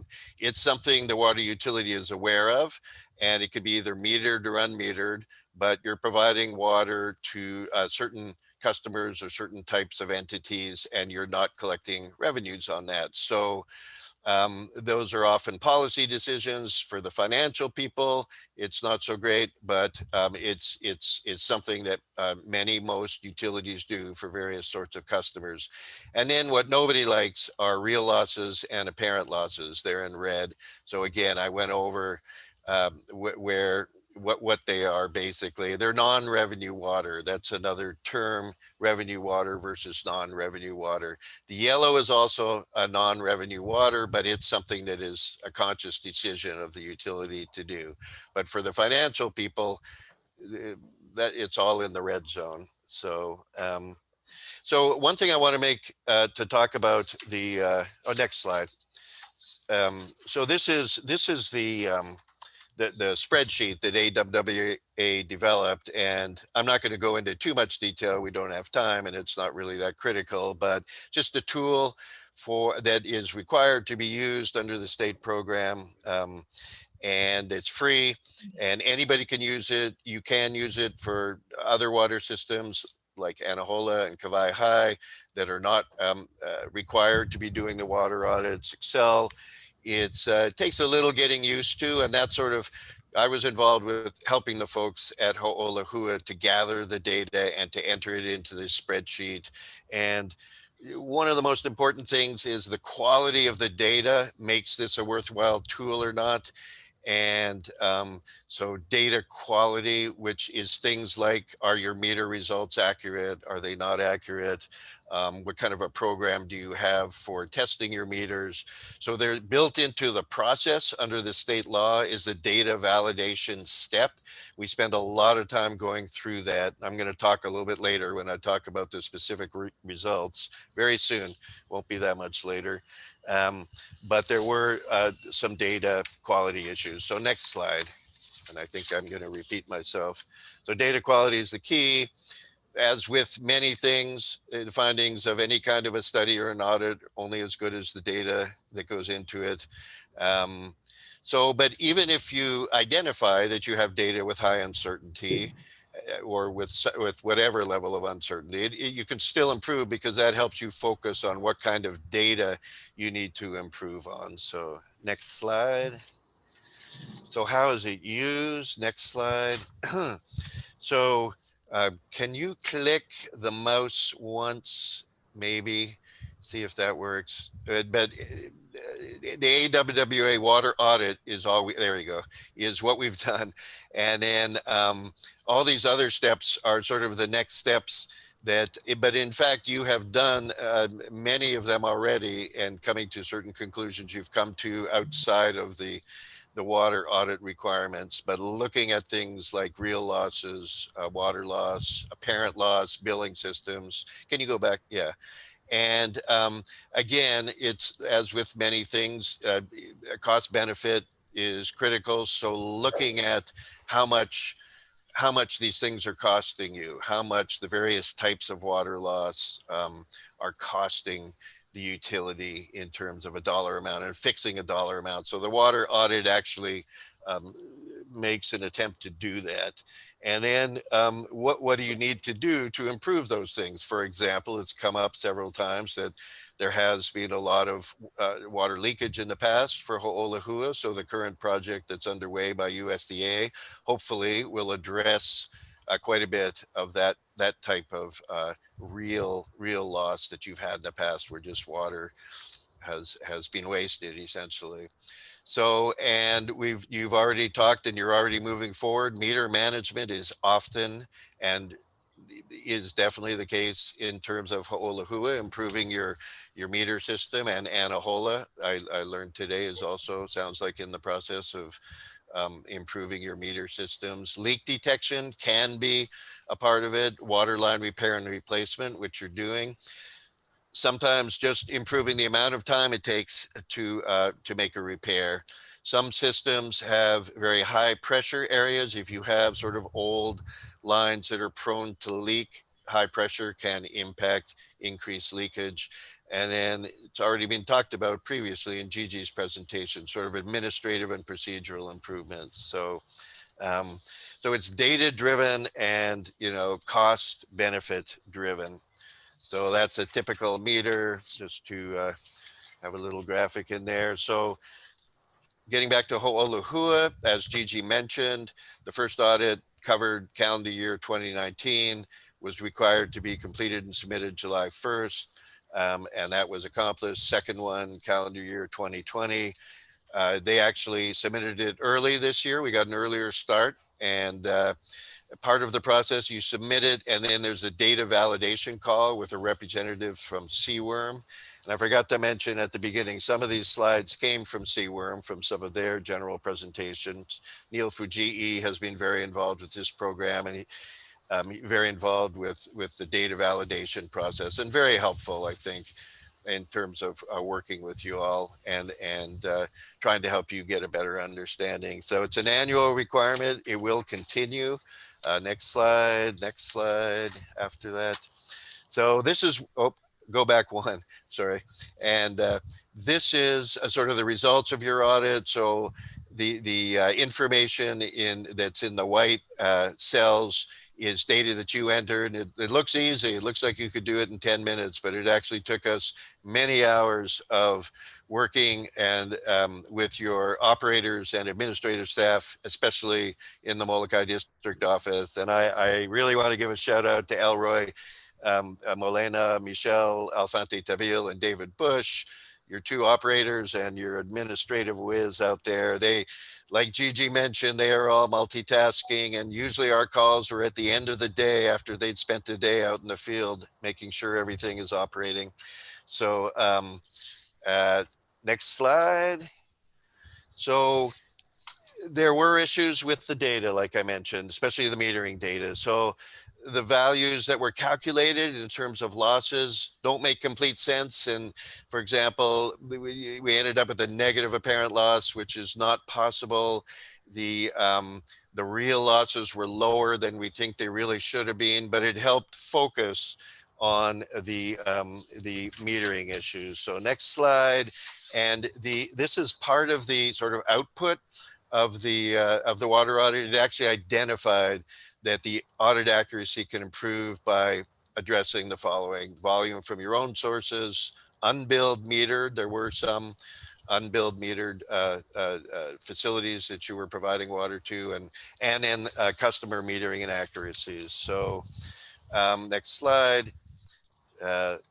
So that again, so there is they gave you a scoring. It doesn't matter what your score is, but it was relatively low because of some of the data issues, and lowers the overall usefulness of this year's findings, but it helps you focus on what you need to do to improve data. So the findings, data accuracy limits usefulness, but we've already talked about it, the source meters at the well, customer meters, you export water to some of the other water systems on Molokai when they have emergency needs, and those meters themselves also were likely inaccurate. So next slide. Some of the other findings: you're providing water to various agencies such as the fire department, highway, parks, and others. Don't know exactly how much. Some is metered, most is not metered. You're providing it as a service, as part of the community, and that's very much sort of a policy decision of a water utility, how to go about doing that. Did identify that there are some issues in the billing process, and as Gigi's mentioned, there needs to be a more in-depth analysis of that, and that will definitely allow you to improve your efficiency in terms of billing and getting the revenues that you should be getting. The new administrative rules, which apparently just took effect a month or two ago, they provide for some new procedures for the agency and contractors to take water from the system, and that'll help you keep better track of who you're providing water to and how much, and it's a more formal process than what was required, what was done in the past. So that should very much help. So the next steps, working on the data quality collection, the metering, again, it's part of your big USDA capital improvement project for Olahua, new source meters, new customer meters, smart meters, or the automated meter instrumentation system that's already been spoke about. New water lines will improve real losses. And the billing improvements, and also what we call GIS improvements, or continuing to work to document what you've got out there. Now is the time to be doing that as part of your major system upgrades, to make sure that you have good as-built at the end of that process. And that's a tool for managing the system on a day-to-day basis, and for tracking data in the future, again, to help you improve, minimize your water loss, and for long-term planning. And it could also, so there's plenty of opportunity for improvements. for Ho'olahua for both cost and water efficiency, water use, minimizing use, improving data. And it's a tool that you could use on your other public water systems, your other water systems. We can assist, or you can do it yourselves, however you would like. We remain available for assistance with the water audit. I've got one more slide, I guess. Yeah, and Gigi mentioned this earlier. Because of the nature of DHHL and how you're set up, very decentralized, sort of a management structure. And myself and others at RCAC have worked with many utilities. You're not completely unique in that sense, but you are somewhat unique because of your structure. Typically, the utility is somewhat is one entity. That's where enterprise accounting and sort of enterprise management makes sense. So certainly, increasing your operational staff, like Gigi mentioned earlier, that no doubt. Just from working with them on a regular basis on the water audit, as well as other issues. Certainly that will be very effective, and that's pretty much it. We remain available to assist. If you have questions, happy to answer. I know it's really late. I apologize for even taking as much time as I did, but it's an important process that you're going through with the water system, and I commend you for all the progress you've made, and thank you. Mahalo, Barry. Are there any questions for either Barry or Gigi? Chair? Yes, go ahead, Zachary. Hi, Barry. I'm Commissioner Helm from Molokai. Thank you for your excellent presentation, Barry. Barry, I know that you work closely with Elroy and the gang on Molokai. So, if you look at the work they do, what kind of grade would you think you would give for Molokai, the manpower and their excellent?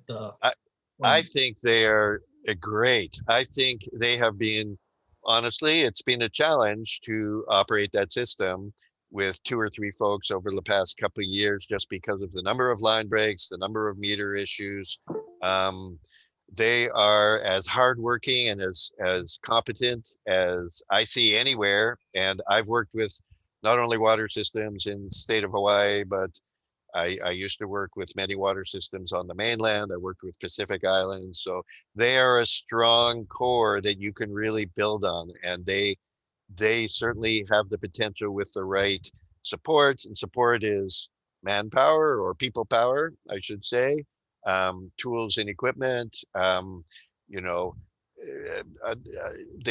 They don't always have time to look at the big picture. And I think they actually enjoyed the opportunity to kind of step outside their normal day-to-day of fixing pipes and valves and try to step back. And they're a real resource for you guys. So I give them an A+.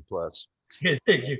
I'm very happy to see that they are willing and able. They're so dedicated. But They are anyway, really dedicated. thank you so much. I have another question. You mentioned inaccuracy meter reading, the inaccuracy part. Like Yeah. as a beneficiary, if you feel that if the billing might not be accurate, because how can you tell the meter is not working accurately? As a beneficiary, not as an employee for the department, but. Well, it's quite difficult. And just to let you know, typically customer meters, if they're inaccurate, they're usually under-reading rather than over-reading. So usually it's sort of to the benefit, I guess you could look at it for the customer. They're probably underpaying what they're supposed to be paying. But I mean, they get it. People call in, I don't think my meter's working right. They go out there. Usually they'll just swap it out. You can test it. You can take it back to the office, or you can even do it out in the field. And you can run a certain amount of, you run water into a bucket. It's as simple as that. And if it's a 5-gallon bucket and 5 gallons registered, then you're pretty accurate. There are more accurate ways to do testing, bench scale back at the office, back at the yard. And then for some of your bigger meters, there are other types of equipment that you can do field calibrations and validations of the meters in the field. So for example, if you're selling water to any industrial facilities, certainly the water that you're selling to other, like the county, periodically the county needs some water from you for a particular reason. Part of their system is down for repairs. And by the way, that's a very good thing that you have good working relationships, especially in emergencies with the other water systems that are located on Molokai. It's very much a small island that, especially when emergencies occur, it's critical that you're all sort of, so we strongly encourage that and can offer support, but yeah. So Commissioner Helm, this is Gigi. Just to add on to what Barry said, our meters on Molokai are very, very old. So that's one of the reasons why we agree with the audit findings that our meters are under reading. So they're very old. And on top of that, we have not had a meter testing program. The meters generally should be tested and certified to ensure that they are accurate. So that is one of the improvements we're going to need to make moving forward when the new meters go in, is we have to incorporate a meter testing program to make sure those meters are working properly over time and that they be calibrated over time. The other reason we also know that the meters are under reading is our meters at the source are under reading. So if that's been giving us false readings, so throughout the system, it's been under reading. The good news is that recently the Molokai staff did replace those source meter readings. So they just did that a couple of months ago. So we will get much more better data and more accurate data in what we're pumping out from the wells and then what's going into our system. So we are making some progress moving forward. Between the water audit and other things we've been doing in looking at our system, we're in, shall we say, discovery mode of all the things that we need to do moving forward. Thank you, Gigi. You're welcome. Thank you, Barry. Okay, are there any further questions? No, thank you, Barry. That was a great presentation. Thank you. I enjoyed it. All right, thank you, Barry, and thank you, Gigi. Thank you, Barry. Thank you, Chair. Thank you, Commissioners. Thanks, Gigi. Thanks, Barry. Thank you, Barry. Thank you all. Have a good evening. Bye-bye. We're making our way through the agenda. We're on agenda item E2 now. Thank you, Stuart. Aloha, Chair and Commissioners. For the second day in a row, I'm last. I don't know if that's a good sign or what, but I just want to start off by saying that I hope that we don't get any complaints for high water billings from Commissioner Nevis and Commissioner Helm after we install the smart meters and provide the correct we're not gonna get water billings. Okay, and with that, agenda item E2 is status report on the USDA loan grant financing for DHHL-owned Holehua water system. What I provided in the submittal was a copy of the submittal back in November 2018, which contains all of the details about the program. And so I won't, bore you with that. I just wanted to just say that this project started construction earlier this year. And so package 2 is close to completion. That portion was work done in the Kalamo'ula area at a cost of about $3 million. And so part of that project is really designed at increasing pressure, replacing water lines, and the like in the Kalamu'ula area. As part of the package 2 construction, there's also archaeological monitoring that's required, and good news is that so far no findings to report. Let's see, package 1 is also under construction, and we're about 50% of the DHHL obligation for funding. So we're continuing work in this area. And let's see, that's about the main points for package 1 and package 2. There's a lot of water line replacement. There's improvements at at both well sites, and so we're looking, we're looking forward to the completion. It's still approximately 1 year away from the total completion of the project because of the extensive work related to this $31 million project. Earlier, there was a question regarding package 3, which is the photovoltaic or the energy efficiency and reduction. The department looked at different proposals, and we're still continuing to look at it because of the complexity of the system. It's really a risk-reward type of analysis that we're looking at, and what the long-term impacts on maintenance will be for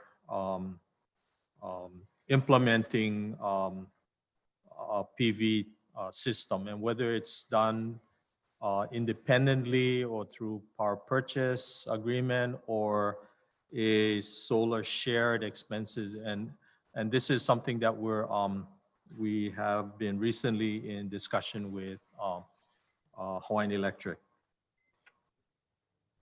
Okay, so that portion we have set aside like $4 to $5 million. One of the things I want to bring up is that a lot of the costs for this project has increased because of, this project started about 5 years ago, the design. And so we're finding various,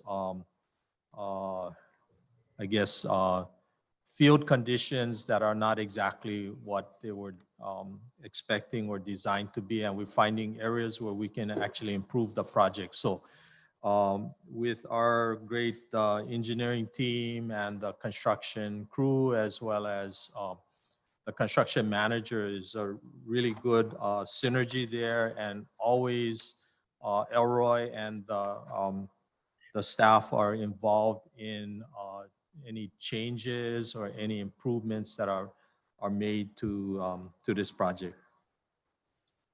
Package 4 addresses equipment and supplies. And so recently we went out to bid on a number of items.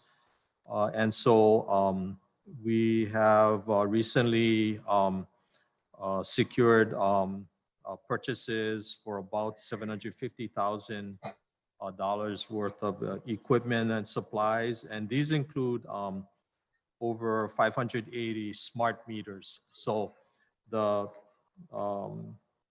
these will be installed. So I think that the next audit will still not have all of the data included in it, because there is a quite lengthy process to change out all of the meters, as well as to have all of the various softwares installed from the meter to the endpoints, and then to the office, and then back to Utility Star at DHHL.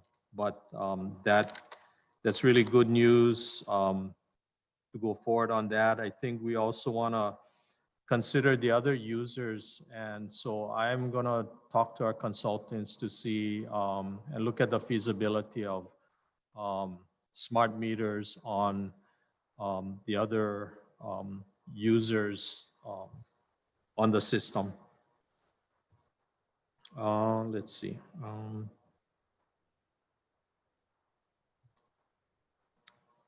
Okay, so there are, the other fiscal details are contained in the submittal. And with your indulgence, I'll move over to item E3, which is on Anahola. And I prepared the submittal very much like Polehua. And you have the November 2018 details of the submittal that was presented to the commission when you first accepted and approved the total package funding, which included DHHL funds, USDA loan funds, and the USDA grant funding. So I guess the main takeaway for Anahola is that we have met the DHHL obligation of $3 million. We're into completing the installation of the smart meters. And so I know Commissioner Nevis was very involved in that. And so mahalo for your, we receive reports from you. So that always helps with our construction management team. So we're into the second phase of the improvements at Anahola, which involve construction of a new 500,000 gallon concrete water tank.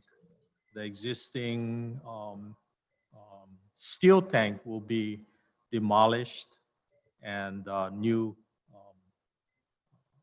concrete tank will be constructed in its place. Just a little bit of personal information on this. Back in 1981, that was my first project.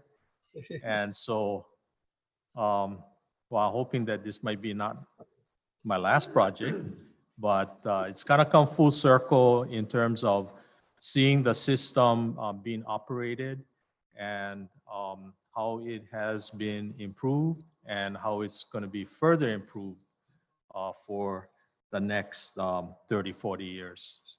But I won't be around for that. Okay.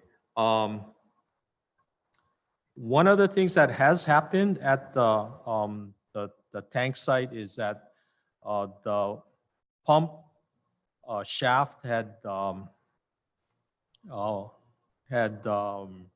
guess it broke. And the good news was that part of the project was to replace it and new pump. And so the work actually got facilitated and sped up. We had to do a lot of scrambling. I do want to acknowledge the team as well as other the county of Kauai, because we had reached out to them because we needed equipment. We needed to see if they had replacement materials and the like. And so they tried their best to see, but in the end, we had the contractor move up their schedule, quick ship things over to Kauai. And so during this time, we have an interconnection at the Kuiho Highway, and it connects with the County of Kauai water system in Anahola. And so we have utilized that interconnection to pump water from the county system into the DHHL water system. And so the community has been has not had a water shortage or any shutoffs done. So that's a good news, and our aqua engineers as well as all the contractors are all really pitching in to continue service to all of the beneficiaries. And I think That's it's about the main points in the submittal. If there's anything I can respond to, I'm very happy to do so, and appreciate all of the help from the commissioners, from the Kauai District Office staff, and yeah, it's a fun project to work on, both Holehua and Kauai. Questions, commissioners? I got one, Chair. Yeah, go ahead, Zachary. Thanks, Stuart, for all your work. Just one question regarding that new storage tank for Kalamuula. When will that take place? The one that's next to the well that they're gonna build? Okay, that storage tank in Holehua? No, weren't you gonna build another storage tank that will be independently just for Kalamuula's line that was gonna be next to the aquifer? Okay, I'm Kalamai, I'm not very familiar with that. There is a new tank that is being built up near where the 100,000 gallon Yes, tank currently is located. Kalai, right? Where That 200,000 gallon tank was initially designed concrete. However, the supply of concrete on Molokai is very inconsistent, and it did not appear that it could keep up with the construction of the tank. And so the engineers as well as the contractors have looked at a steel bolted tank, and excuse me, it's a stainless steel tank. And so we recently approved a change order to install stainless steel tank in lieu of the concrete tank. This was also coordinated with Elroy because there is always, a maintenance issue.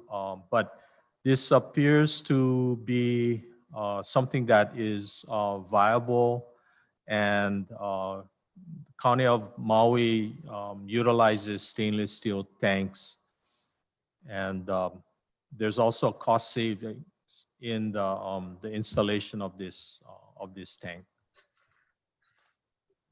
Thank So you. that is something that is, and I don't know the exact schedule, but we can keep you informed of that as it goes up.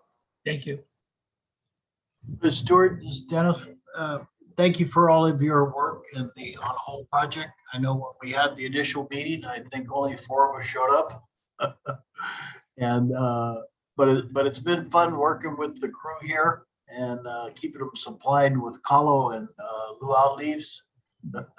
But they've been really good. They've worked really well with the community, and they're really a joy to work with. They've done a good job, and I appreciate your department and your